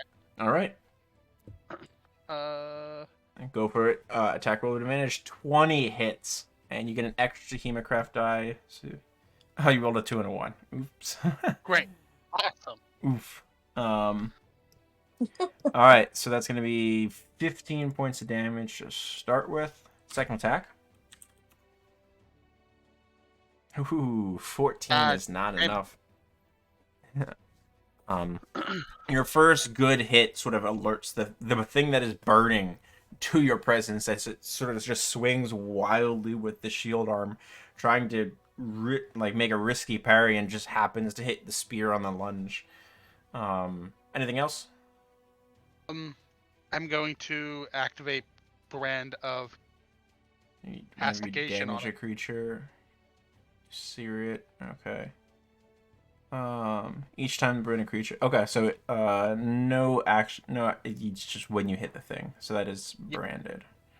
and then I am going to That thing's got problems. I will stay here then. Okay, perfect. And that brings us to Helarast. Okay. Is the one still on fire? Yeah, it's burning. Okay. It's burning. Okay. He has problems. Yeah, Um, I think they make an ointment which for that one? burning. Which one is it that's burning? Blue or red? The pink. Oh, the pink. Okay. Helly's gonna call control flames and take some of the flames from the pink and shove them over to blue. Sure. What's your spell save DC? 16. 16. Okay. I'm gonna give it a dex save to avoid this. Because flavorfully, I love it. Not sure if Control Flame is meant to be used that way, but it's cool. If so, as long as Dunnan maintains concentration, the blue one will also continue to burn. It will start burning. Nope, fails the dex Okay. save. All right, blue is on fire also now. And then Corin. That's your action. Do so. Yeah, Corin is going to go ahead and... Which one of these is doing the worst? Pink. Pink or blue? Definitely the pink one. Definitely the pink one. Okay. I'm going to have Corin attack the blue one. Okay, sounds good. So it'll slide in. And you can unmark Bless for yourself. You do not have Oh, Bless that's right. on. But 14 is not enough, unfortunately. Ah, shit. Okay.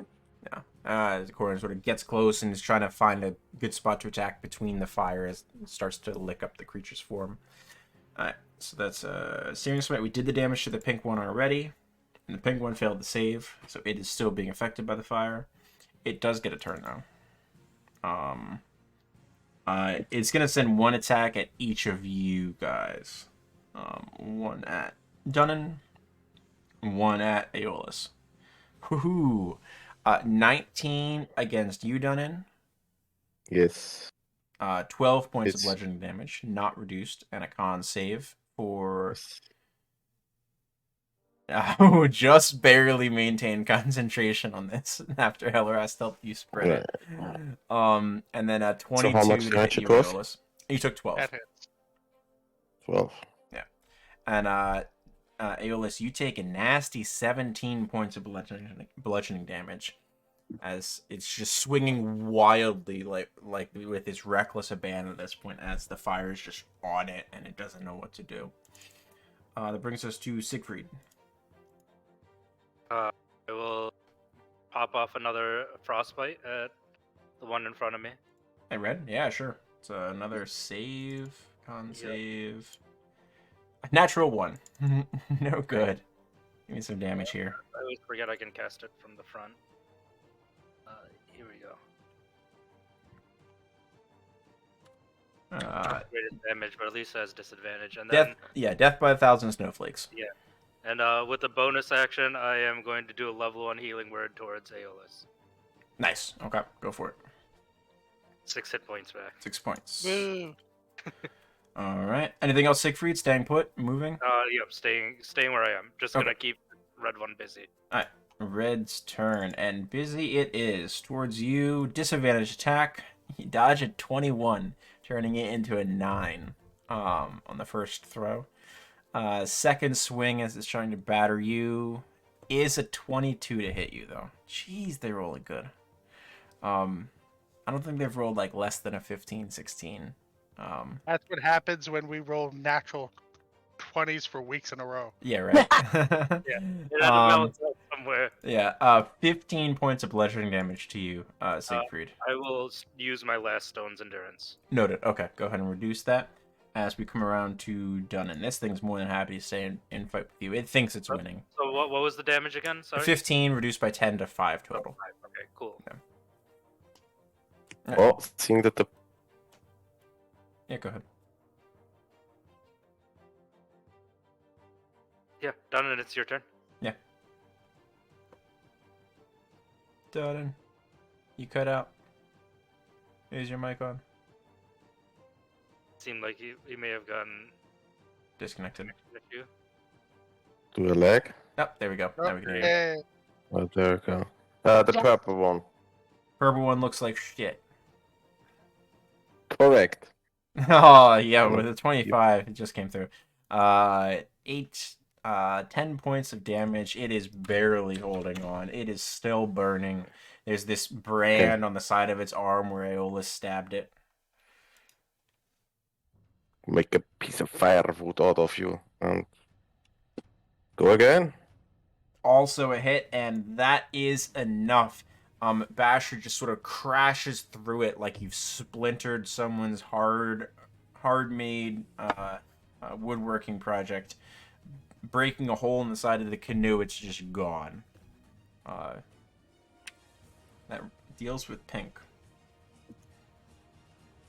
And bonus action, spiritual weapon, move over here, attack the one. Yeah, go for it.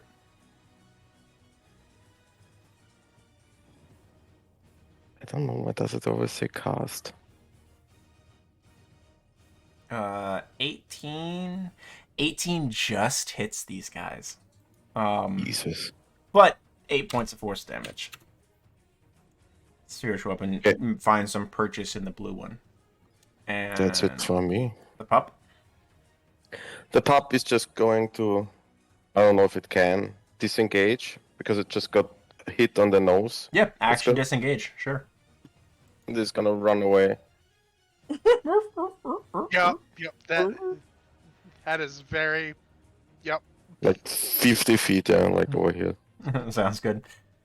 Got wrapped on the nose by a newspaper. Yeah. Runs away. Splash into the lake a few seconds later. Lake's a distance from here. As we come to the blue one.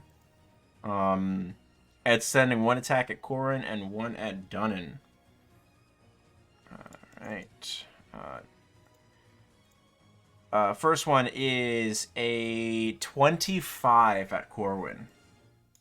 Oh yeah, she's gone. That is going to be 16 points of bludgeoning damage. What's the deterministic for Corwin's HP? Oh, that's right. No, she's got 17 hit points. Does she really? Mm-hmm. Oh, man. So Corin is unaffected. Just barely missed it. Damn. Good girl. And second one is a 19 hit you, Dunnan. Yes. It's going to be 14 points of bludgeoning damage to you. Yikes. Not reduced. And con save for the burn. Oh, and it has to make a con It save. just to ended continue to anyway. burn. Yeah. It should continues to burn. Okay. And then I need a con save from you and a d6 roll, please, for its fire damage this round. Ooh. You gather that these guys Burn, are kind of baby, burn. vulnerable to fire, so it takes 12 points of fire damage this round. As we come around to Aeolus. Aeolus is going to sprint over 5, 10, 15, 20, 25, 30, 35. I will bonus action Blood Curse of the Marked on the red one. Okay, amplify? I will not amplify it. No? Okay. And I'm just going to smack at it. Smack. You're gonna get one smack through. 24 for 16 points of damage total. This thing is still looking pretty hardy, but some good damage in there. Anything else, Aeolus? That is it. All right, brings us around to Heatherast. Okay. So blue is still doing okay, or red still really? Blue looks pretty bad. Red looks still decent. Okay. Is blue still on fire? Blue is on fire. Yeah. Blue is on fire. Okay. Gonna send Corin over to red. Okay. Corin can move 20 feet, I believe. Let me see. No, she's got a 30-foot speed. Right.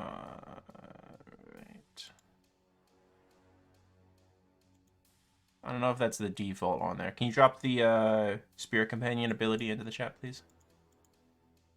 How do I do that? Just her? No, on your sheet. Oh, Spirit Companion ability. Okay. Yeah. No, where'd you go? There we go. AC. Yeah, move up to 30 feet in any direction. My bad. It's like a version of spiritual weapon, but there's distinct differences in there. That's why I'm not sure. Yeah. Nice. Oh yeah, definitely get close enough. You can get into a flanking position with 30 feet. Okay. And she'll take an attack. Yep. So that's bonus action for you. Mm-hmm. Go for it. The woad is going to make an opportunity attack on her as she leaves, though. Okay. 14 does hit her, I believe, but 12 points of bludgeoning is not enough to No. cause her to be disjunctioned. Nope. All right. 24, go ahead and roll for advantage just to see if you crit, but so far you're definitely hitting the wound. Okay. No crit. So No 6 crit. points of force damage. Now she's sort of gotten a handle on these things and starts peeling pieces of bark away from it. Okay, and Alright. then for mine, I'm going to do Spellfire Shortbow. Okay. What level? Let's see here. I'm going to say level. My spells. Level 3.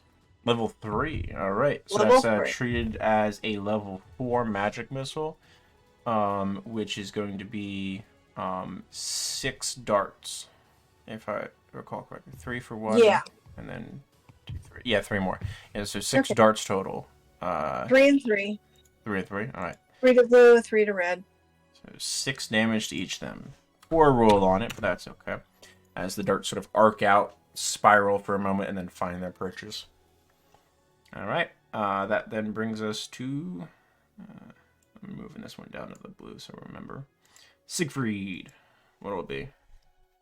I will continue to frostbite this one. Yeah, frostbite it up. Con save.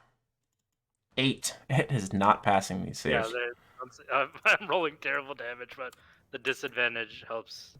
Yeah, significantly. Yeah, it's missed both times you've given a disadvantage, so. Alright, anything else, Siegfried? Staying put? Bonus action? I think I am going to do another level 1 healing word to Aeolus. Okay, go for it. 5 points. Yeah.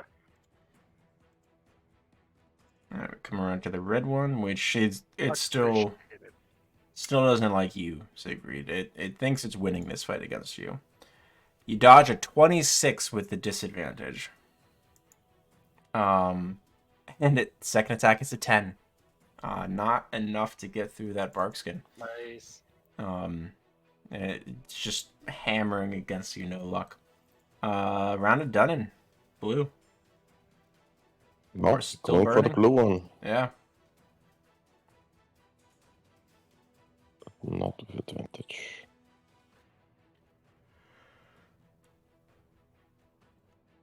That looks like a crit. Yes. That is 12, 14, 15, 16, 24, 26, oh, sorry, 22, 24 points of damage. That is sufficient to finish this thing off. Yes. As you, Basher lives up to its name and just splinters through this thing, annihilating it. Perfect. You have a second attack still? Going over, second attack, going over Yeah. to the other one. 17 just misses. Damn. Oh, Bonus action? bonus action, bonus action.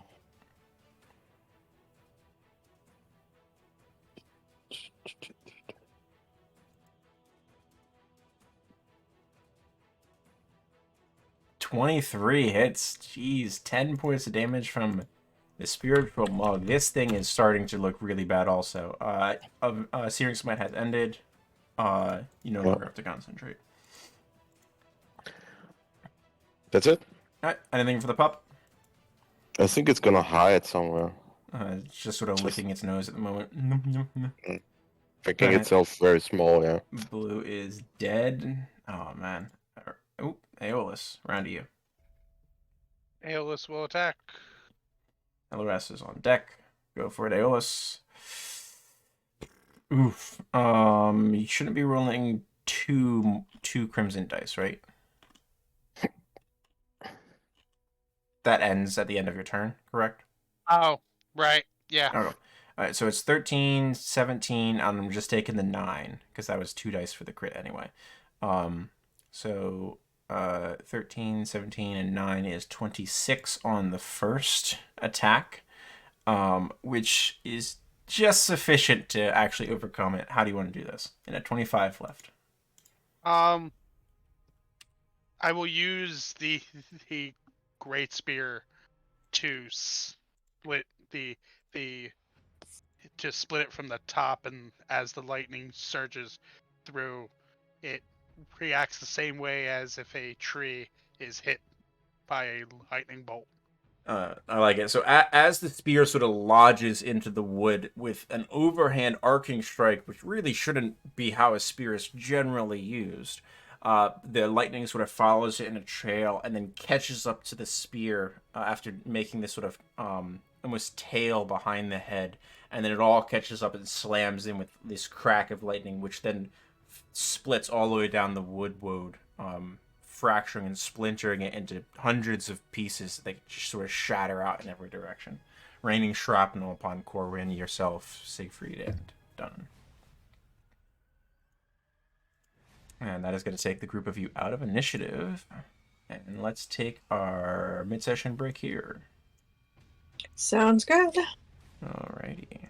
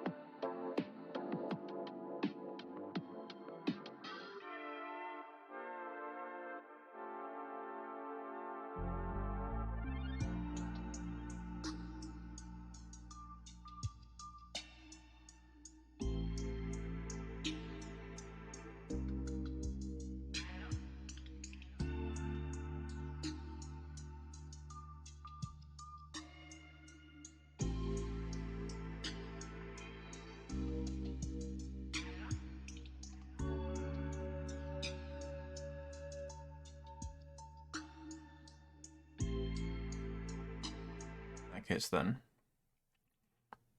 Alrighty. So in the immediate aftermath of this scuffle, all of you sort of notice the pieces of, like, shrapnel that is the remnants of these creatures after the heavy blows that dispatched them. Like, they're upon the ground all around you, but they are immediately started, like, almost covered in moss and lichens right away. Like, sort of being reclaimed by the growing forest here. Whatever you do, do not carve one of the trees. One of them ran off, it seems. Did anyone see where Yeah. it went?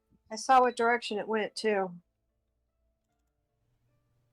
I don't know if he was going to get more people or whatever their things are, but he Alright, definitely so- skedaddled off. should we give pursuit? I mean, we got a little We should banged up there. follow them. I think that was just like scouts or something. Yeah. And Dana's gonna heal himself for 25. Noted.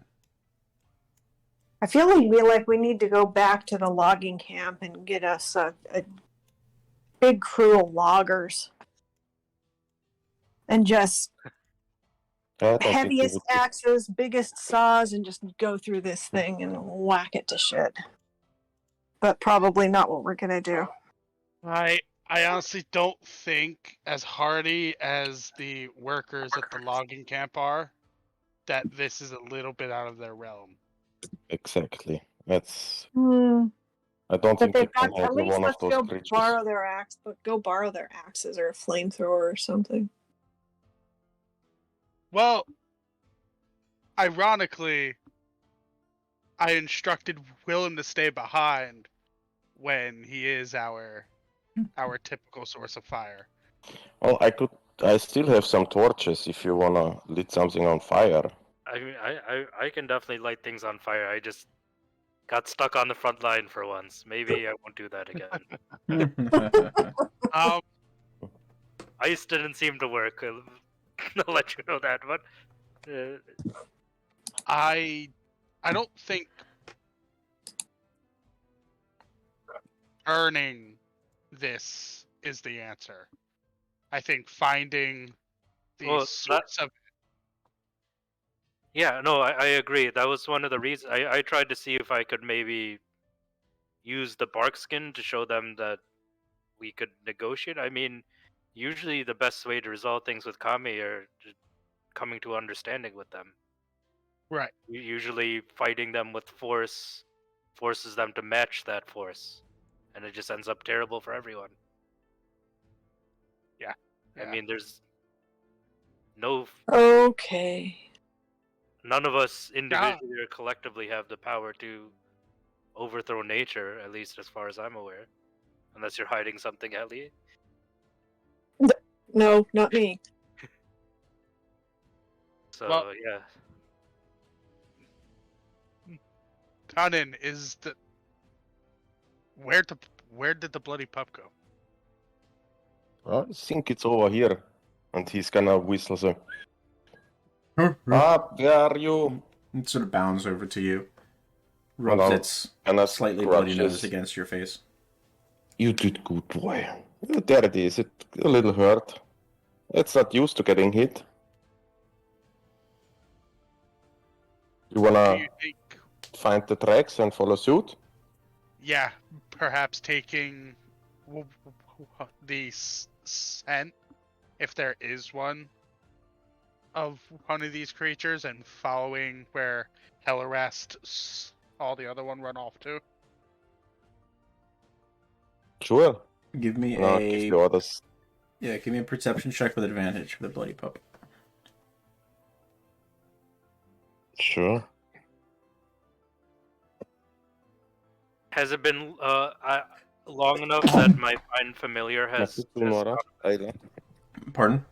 No, Find Familiar is still up. You're about 2 hours into it. The sun is starting to set now, though. At this point of the day. I think. It's getting low. It's not quite behind the Cloudspine Mountains. You sort of getting to that orangey time of day. Can I do a quick druidcraft to check the weather? Yeah, sure. It's gonna be clear. It's gonna be no storms due. The pup sort of gives like a good sniff around, then like does a wider arc, and about 5 minutes of this pass, and then it just sort of plops down on the ground and sort of covers its nose. Seemingly, these things don't have any particular scent other than like the rest of the wood around them. Right. So it's getting both everywhere and nowhere. So Seems they have no particular smell to them. Oh. Did you see where that one ran off? Maybe we should follow just the direction.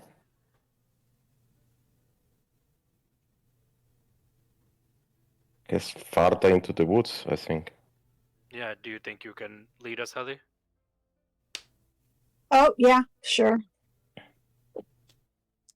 I mean, I saw it go about 5 trees in, so I can take you at least to there and we can see what we can see. Hello, S. Make me a survival check. Okay.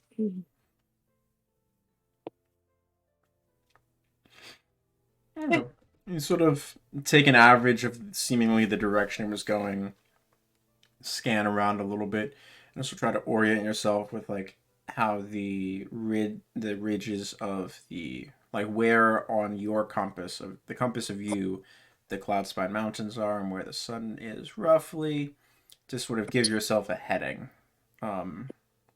and off you go.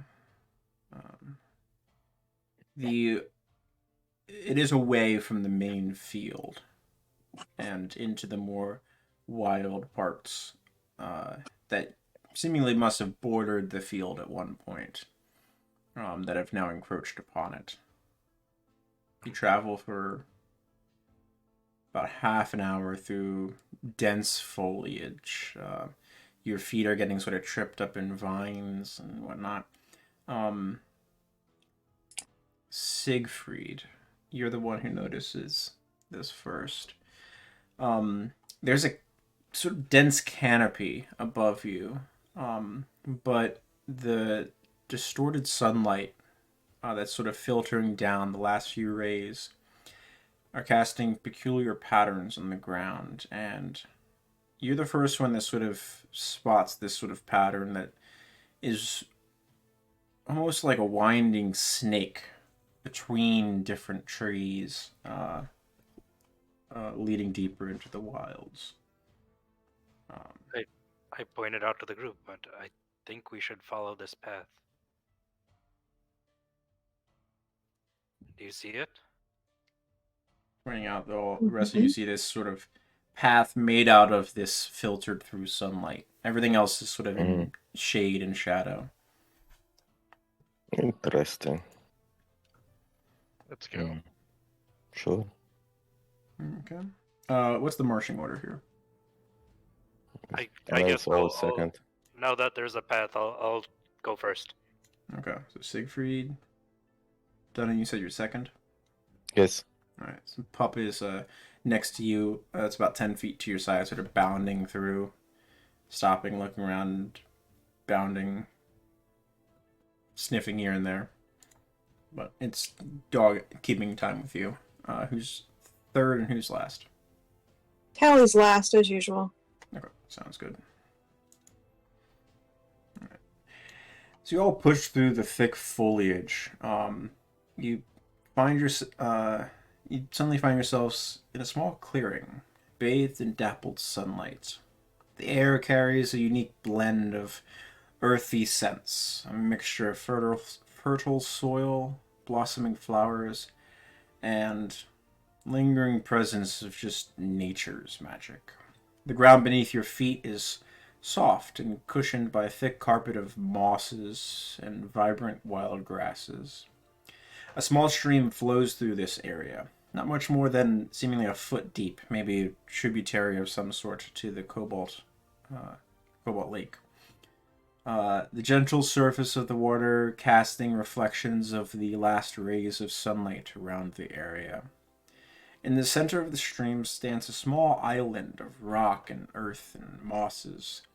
At the center of the island stands a weathered stone shrine, partially obscured by a profusion of twisting vines and delicate wildflowers.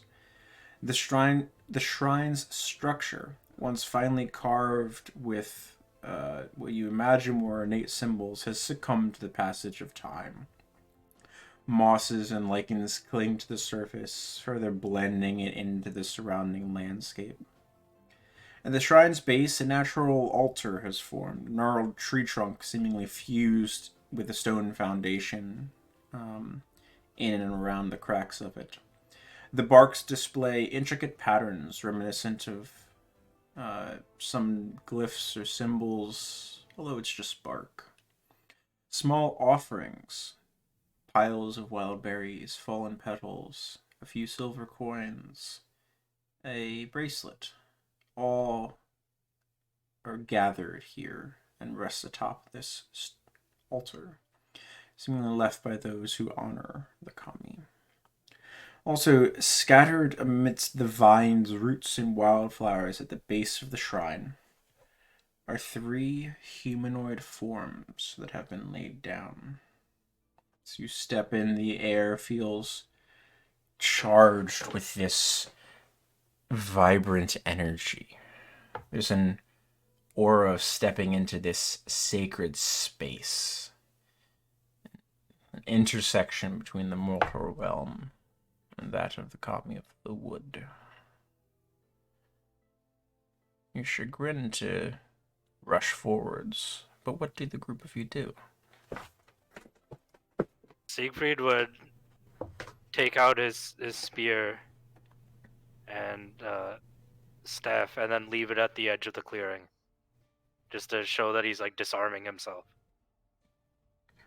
And then, kind of hands open, he would slowly start moving towards the altar.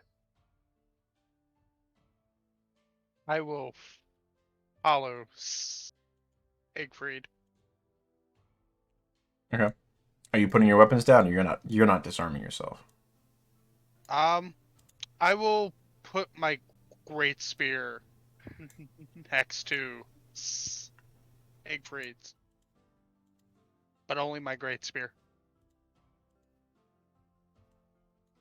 Okay.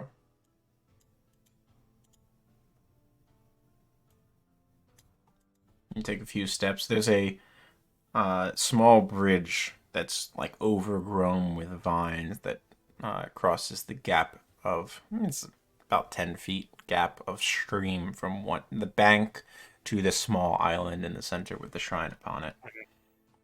Yeah, and Siegfried would just walk very like slowly and purposefully, like kind of he was like approaching a religious altar. Done would Is. Or maybe a stealth check. How long does the bark skin last? Is it an hour or is it 10 minutes? It is. Oh, sorry, I have so many things open. It doesn't say. No, that's I look at the you- bark skin spell. Sorry, which I should add to my sheet. I got it. Bark skin. I'm looking it up now. Lasts an hour. So bark skin is still up, so you have the benefits of Pass Without Trace. Okay. Go ahead and make me a stealth check. Danan is watching them both and is gonna wait there and 17. Wait. gripping the pressure more tightly. Gotcha. Okay. And the pup sort of creeps in closer towards you, seeing Aeolus and Siegfried move carefully. The pup sort of gets down and just sort of like paw crawls towards you, Dutton. I'll send the pup to get Willem. Say, go get Willem. We might need him here. It just sort of cocks its head at you. Huh? And then Willem, the small one. bounds off, presumably for the at least an hour round trip of fetching Willem and bring an hour trip back to the farmhouse to go get Willem.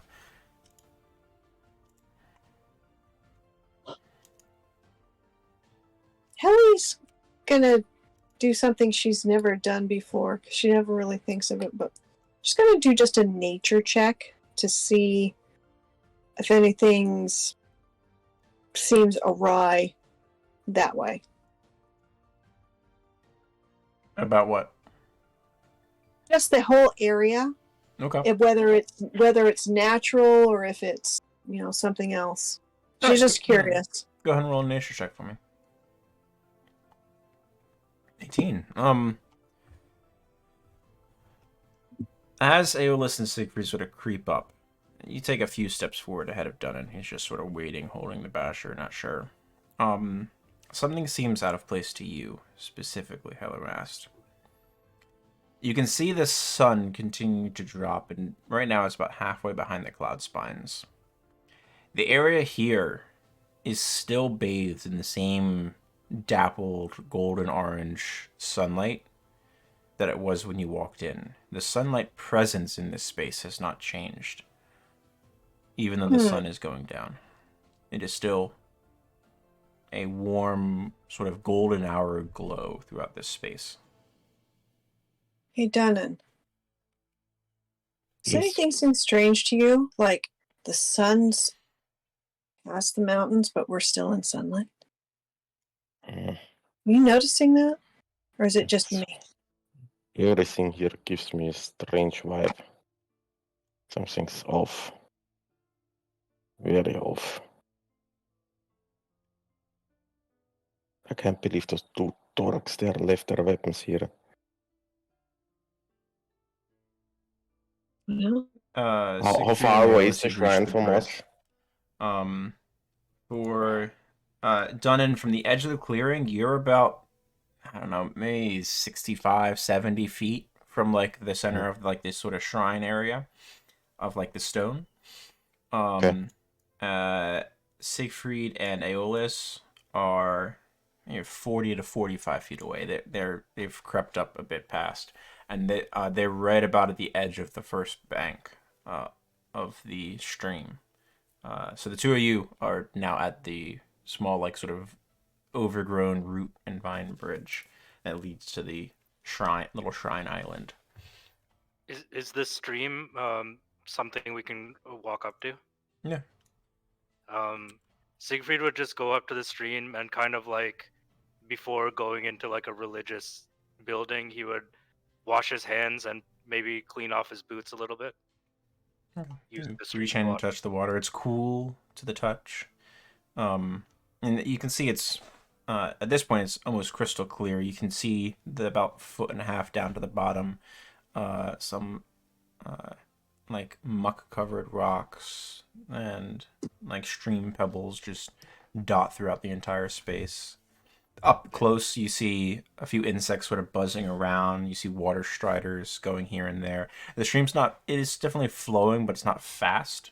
Mhm. And you can see the disturbances of these insects here and there. You don't see any fish immediately, but you're just right here at the edge. Yeah, and after I washed myself off a little bit from the travels, I would slowly cross the bridge. Okay.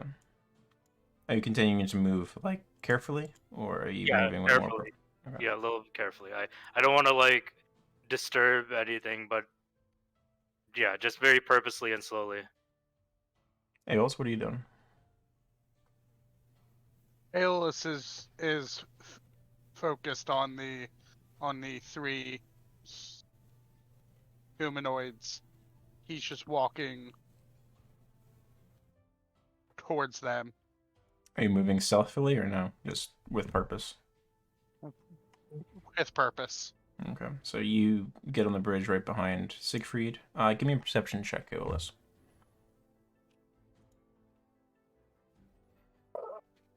DC wasn't that high. The three that appear to be laying on the ground, based on the description you were given, seem to be Willow, Bramble, and Flint. The three farmhands.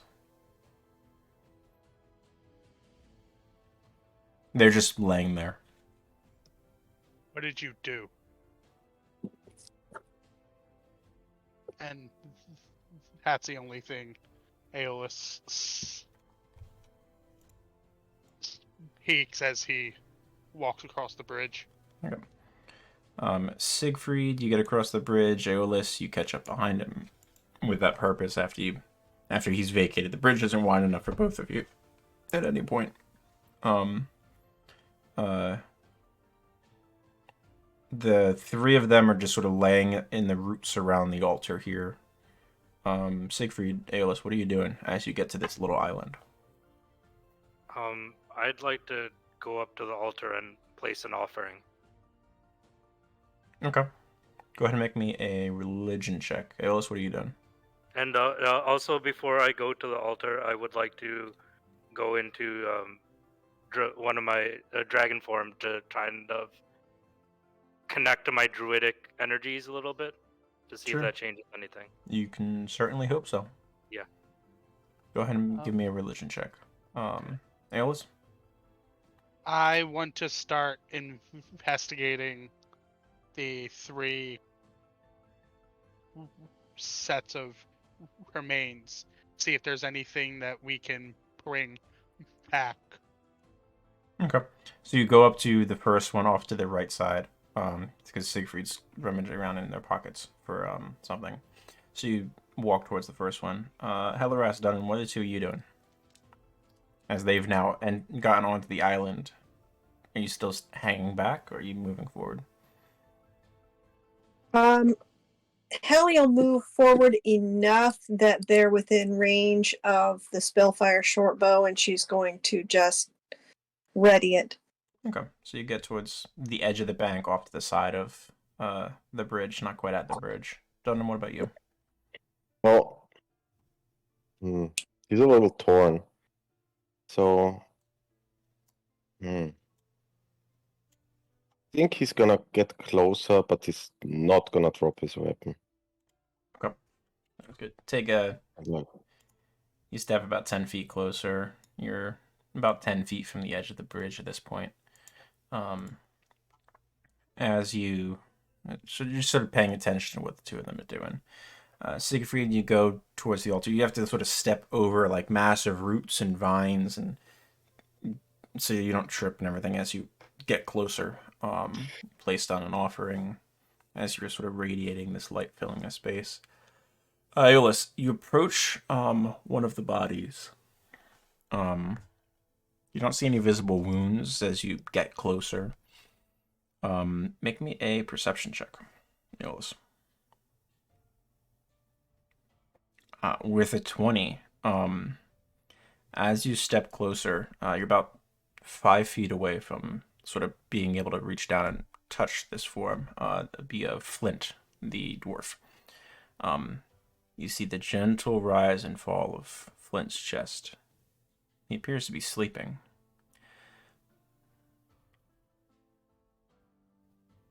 Wait. I'll look over to the. Got a text. Are they also breathing? You're too far away from them to be able to tell. Okay. I'll reach my hand out to Flint and I'll call out to Siegfried. This one's alive. As you reach your hand out towards Flint's body just shifts and slides away from you, drawn by vines and roots, quickly towards the altar, out of reach entirely before you can even touch them. And the other two bodies shift similarly as Siegfried, you sort of stumble backwards for a moment. I will sprint after Flint if possible. You can try. Siegfried, you sort of stumble backwards as roots and vines sort of trip you, and you tumble back down a few off of the shrine onto the moss and the rock and the dirt around the area. And I'm going to move you guys to a map. let's start running towards them. You guys are moving into initiative. As the roots and vines sort of coalesce and pull together, including the three bodies, into the center of the shrine and amass into this huge, shambling cacophony of foresty plants. Layer, token layer.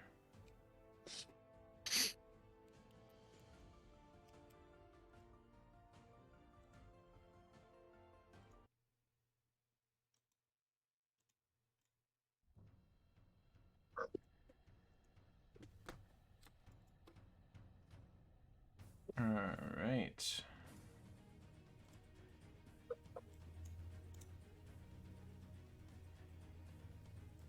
Siegfried, you are first to act as this creature sort of forms together. You sort of get your bearings about you pretty quickly, and see this thing growing and being put together. You catch your feet underneath you. What are you doing in this moment? You just place an offering on this shrine.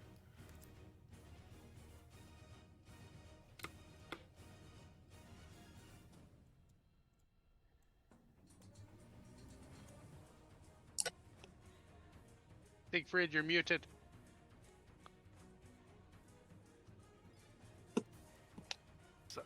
Sorry about that. Back. Sorry, I missed what you said. Someone came in and talked to me.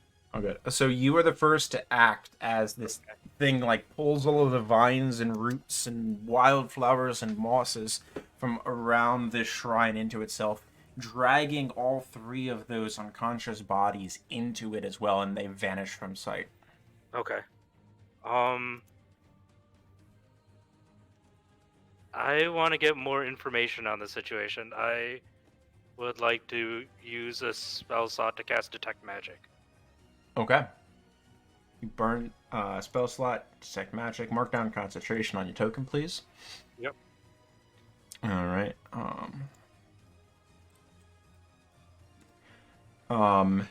Immediately you sense a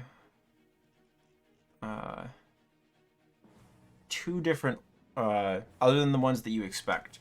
There's two different types of auras present.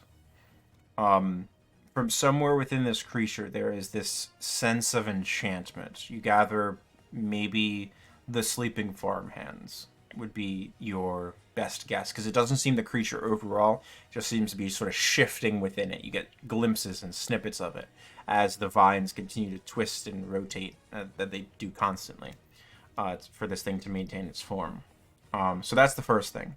Secondly, the entire area upon which you stand, everywhere within the radius that you can sense, is bathed in this area of evocation magic.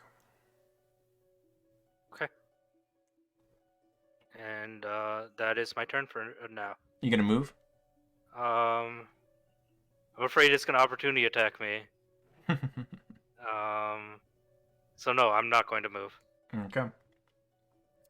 It is the Wildland Shambler's turn.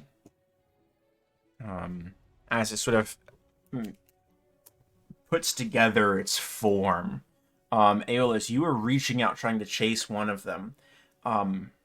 As you reach, and it sort of pulled them back away out of your reach initially, it's going to swing one of its like viney arms towards you with a vine whip. That is a 20 to hit you. Dirty 20. That hits. So that's going to be 8 points of bludgeoning damage, and you are already next to it, so it's not going to pull you any closer. And it's going to do a similar attack on you, Siegfried. 14, I do not believe hits you, though. Nope. All right. I think Barkskin is just about to end, or You have about 10 minutes of it left. Yeah. Yeah, and Hellerast, that means your armor bag, this is also still up. Right. Yeah. the moment I went into dragon form, my bird went. The owl vanished, yeah. As it hits you, Aeolus and Siegfried, you sort of duck under this swinging, like vine-like arm that gets pretty far out from its form, basically encompassing the entire island easily. You see pockets of mushrooms sort of pop up from all of the places all over its body, and emit a burst of spores as a bonus action.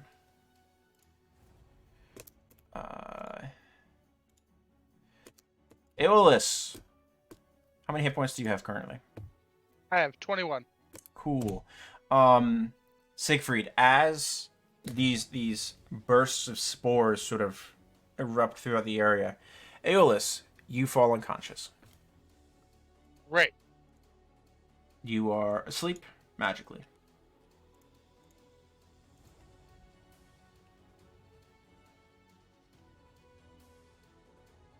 I don't know if we have a sleep token. We'll do that. So does that take away the No, 21 hit points? no, you still have the hit points. You have all of the hit points still. Okay. You were just now asleep, similar to the sleep spell. Okay. That brings us to Hellerast.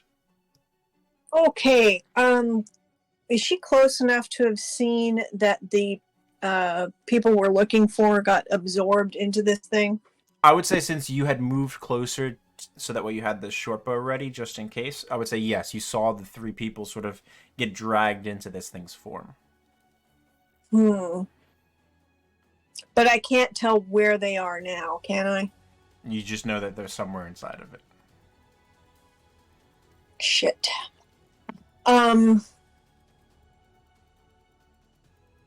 She's gonna go ahead and pull Corin again. Okay. And so let's see here. Corin comes out and send her. She can get over to Siegfried if she goes across the water, correct? I think so. Because you can conjure Corin within 15 feet of you. So I think there. Okay, and then she's just going to. Yeah. I'm gonna have her, so she can make it to the whatever the fuck it is. Wildland Shambler. She's gonna go ahead and jump onto the Wildland Shambler and see. She's looking for whether or not she can tell where the three are and what's safe to hit and what's not. Okay. She'll just like I would say point to where we can hit. Okay, I would say since it's your bonus action to conjure her, and then she can move a little bit. But she can't attack this round. I would say it'll cost your action for you to get a perception check off to see if there's a safety. And Corwin is right on the edge of how far away from you she's allowed to be at the moment.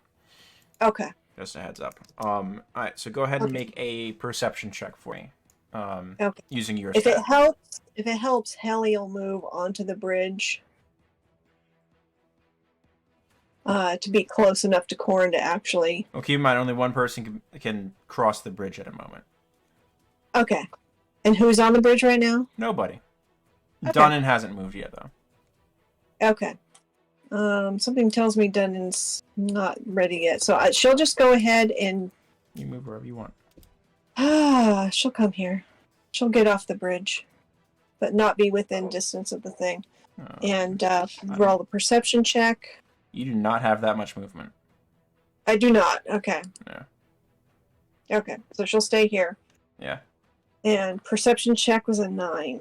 9. Oh, okay. Yeah. Corbin's not sure. It's just a mass of sort of swirling vines and mosses and branches and limbs, and it's a mess. All right. That'll bring us to Aeolus. Sleepy. Yep. That'll bring us to Dunnan.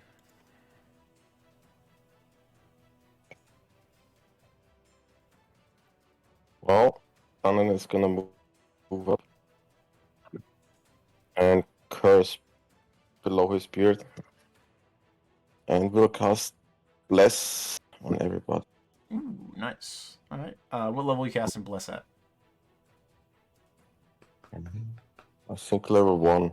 Level 1? Alright, so you get 3 people with it then. Who's not getting Yeah. Bless? Me. Okay, so blessing the rest of your companions. Anyone else can mark down the bless. Correct. All right. Anything What are with these your bonus? blazing balls? Oh, can't do anything. Okay. Siegfried. Since Sorry, go ahead, Dan. no, I still have 5 feet of movement left, but Hell Rest is. I don't think that we can share the space. You cannot. No. No. Then You I'll can jump just into the wait behind water or her. to the side of the bridge if you want. How high is this ledge there? On this.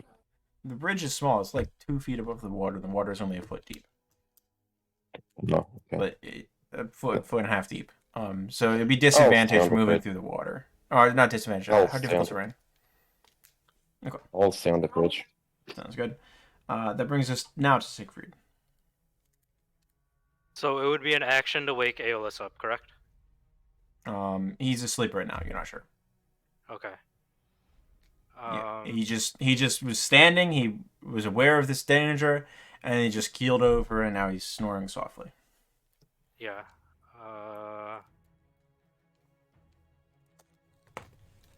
Sorry, thinking of what I'm gonna do. Yeah.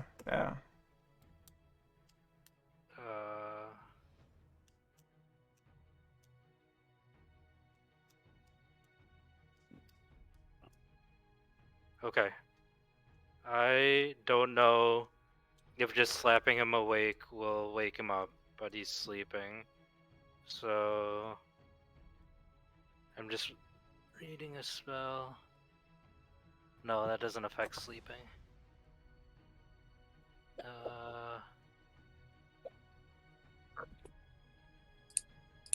I am going to summon a Fae Okay. to try and help us.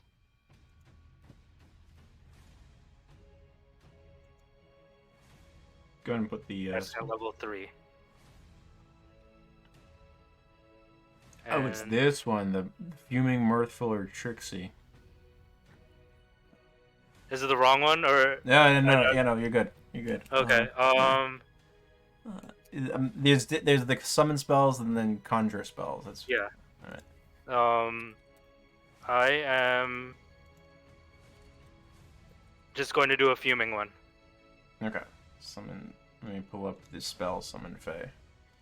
Since I do not have a token ready for. Oh crap! I don't think I have the components. Oh, the Gilded Flower. Yeah. You do not Sorry, have that can material. I mulligan that? Yeah. Sorry. Yeah. Apologies. I All did good. not read the component. Yep, all good. You think about it, reach in your bag, and like, shit, I don't have that yet. Yeah. So I'm just going to run over to Aeolus. Mhm. I'm gonna bonus action try and give him. Well, first I'll try and wake him up. Alright. Just try and shake him, smack him a little bit. Alright. Few quick sort of slaps in his face. Aeolus, you come to consciousness, prone. Okay, and then with the bonus your action, action, yeah. I'm going to heal him up some more. So hopefully we can avoid this in the future. So I will give him a level 2 cure wounds. Not cure wounds, healing word. With a bonus action. And that is my turn. Okay.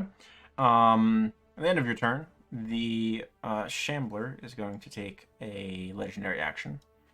And it's going to try to move into Aeolus's space.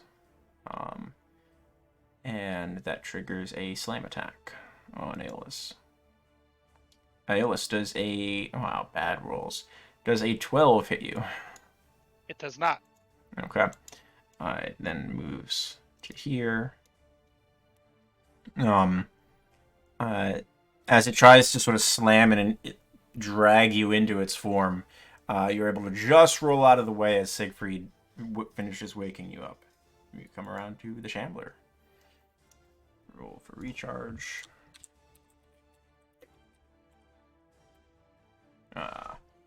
Okay.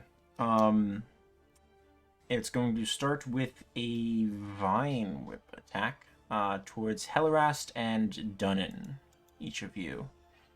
Hellerast, a 21 to hit you. Yep.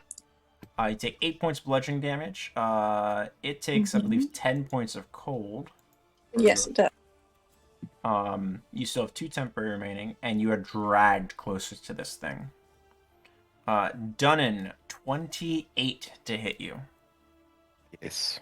You take 11 points of bludgeoning damage, and you are dragged 10 feet closer to the Shambler. Is it magical? No, you get resistance here. Or you get your heavy armor here. As it drags you closer. Neither of you are grappled. You just sort of grabbed, slapped, basically like slapped closer to it, and then the vine retracts. So that's its multi-attack. And then you see the vine sort of twist and churn for a moment. And you see the body of Willow, the elf, sort of appear on this creature's front, almost like a human shield, like a humanoid shield. And that'll bring us to Hellerast. Okay. Hellerast is wondering whether or not fairy fire would outline the 3 individuals inside of it as well. One way to find out. Because she's going to cast fairy fire. Sounds good. Dex save for this thing. Bad. Gets an 11. Alright. Grab fairy. I'll use this for fairy fire.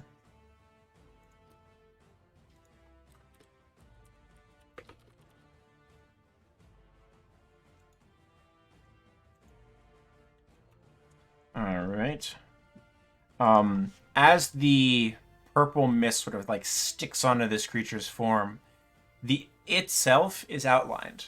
Nothing within it is. But all attacks have advantage now. Nice. No. And you're concentrating on that, so mark down concentration on your token, please.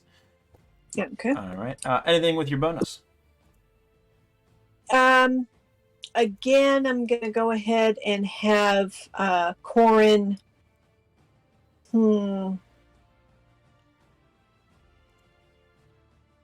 I'm just going to have Corin go for the head of it. Anything that looks like a head or a face, assuming that that's not where our people are, and she's just going to give a small attack and see what happens.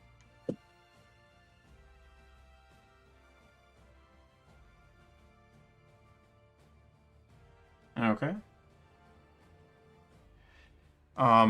25. You have advantage because of fairy fire. I'm gonna mark advantage and reroll that. Okay. 25 is gonna hit though. Okay.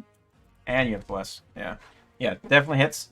So 9 points of force. You gather that as this thing sort of shifts, shifted Willow to act as a shield, it's a little bit harder to hit it accurately without risking hurting Willow as well. But you are still able to. So it takes 9 points of force damage. Nice. Nice. Yeah. All right. Anything else, Hellerast? Any movement? No movement. Okay. That'll bring us to Aeolus. Prone. Just avoided the slam attack. What'll it be? Aeolus is going to stand up. He's gonna get up on one knee, and he's gonna pull out a piece of leather that's looped. Can I see Willow? You can see or at this point, like her back and like her shoulder, and that's about it. Okay. I will Like shout. it's not her entire body that's just sort of exposed and like hung out of this thing. It's just sort of making an armor plate out of the person at the moment. Okay. I will shout out, "Hold on!" And Aeolus is going to take the leather loop and raise both of his hands and try to levitate the entire creature off the ground. Okay. He is not aware of how much it weighs, but seeing Willow tangled in it, he's going to shift his focus from trying to pull her to just lifting the creature. Okay. As you sort of focus and sweat sort of beads up on your brow, trying to shift this thing, it weighs too much. It's massive right now, and it's got, from your own knowledge, a burly half-orc, a burly dwarf, and, I mean, the slight willow, all within it as well. It weighs way too much. All right, then I'm going to shift myself 5. I don't know how high the altar is. A foot. It's not a serious hazard of any sort. I will shift over to there with my remaining movement, and Okay. that's my turn. We come around to Dunnan. Well, bonus action, manifest the weapon, spiritual weapon. Yeah, you got it. Okay. Yep. Yeah, I got it. There you go. Okay. And since I'm it's just like mugging verified, right? people. Yeah. Muck them all. Yeah, fairy fire, you get advantage. 25 will hit, even with Willow acting as armor. 6, 12, 14 points. 10. Okay. As And the weapon. oh yeah, roll for spiritual weapon also. Whew. Well, All right. Jeez, it rolled over from a 20. Man. Yeah. Oh my. Yeah. 1, 2 on both of those.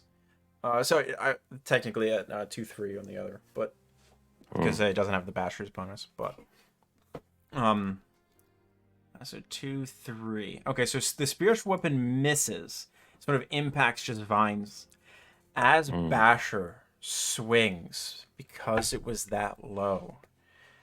You see it shift suddenly in a way that you did not expect, and you the head of Basher crashes into the back of Willow's exposed elbow, and you can hear a feminine but extremely blood-curdling scream from inside the creature. Shit. I rolled really low. Crafty creature. Oh, sorry. Before we go ahead, I forgot to roll Wheel and Woe today, so I'm gonna do that right now. Yep, go for it. It is Woe, I think. Yeah, odd as well. Yeah. Yep. All right, that brings us to Siegfried. Okay. Could we stop here? Yeah, Since it's the start of English. Oh yeah, it is the start of the round. Well, we'll let Siegfried go, and we'll start on the Shambler. Okay. Next round, next session. Crap. So, damaging it might hurt them. I still have Dispel Magic going. Do I sense anything coming from the altar, or is the only magic None coming from specific. this and all around me? Not even the thing itself. It's the you had to check magic up when Aeolus went down, and now you see Willow's form. The aura of enchantment was upon Aeolus when he was sleeping. It was upon Willow up until a split second ago when Dunnan inadvertently woke her up as she was trapped by a vine creature. Okay. Do I see Willow right now? You do, yeah. The body's still there.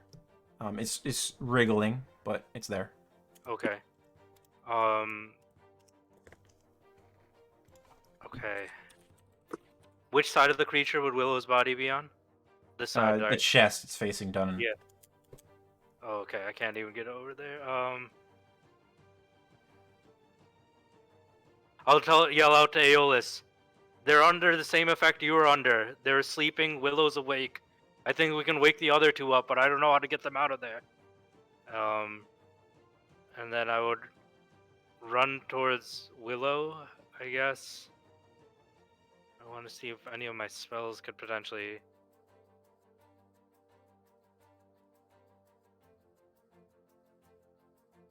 I will just try and.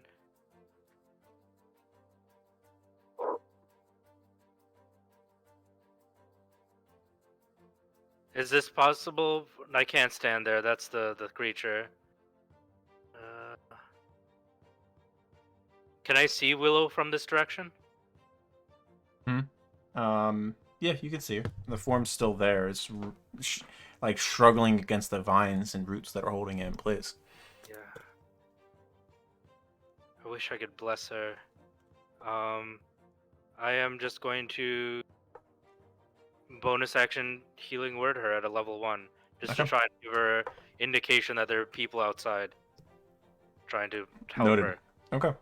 So Willow picks up 6 points. Nice. Yeah. At the end of your turn, you see all of the mushrooms all over its form sort of taken and beat up with moisture. It's going to spend 2 of its legendary actions to revitalize them. Just before the end of my turn, I was going to take the dodge action for now. Noted. Okay.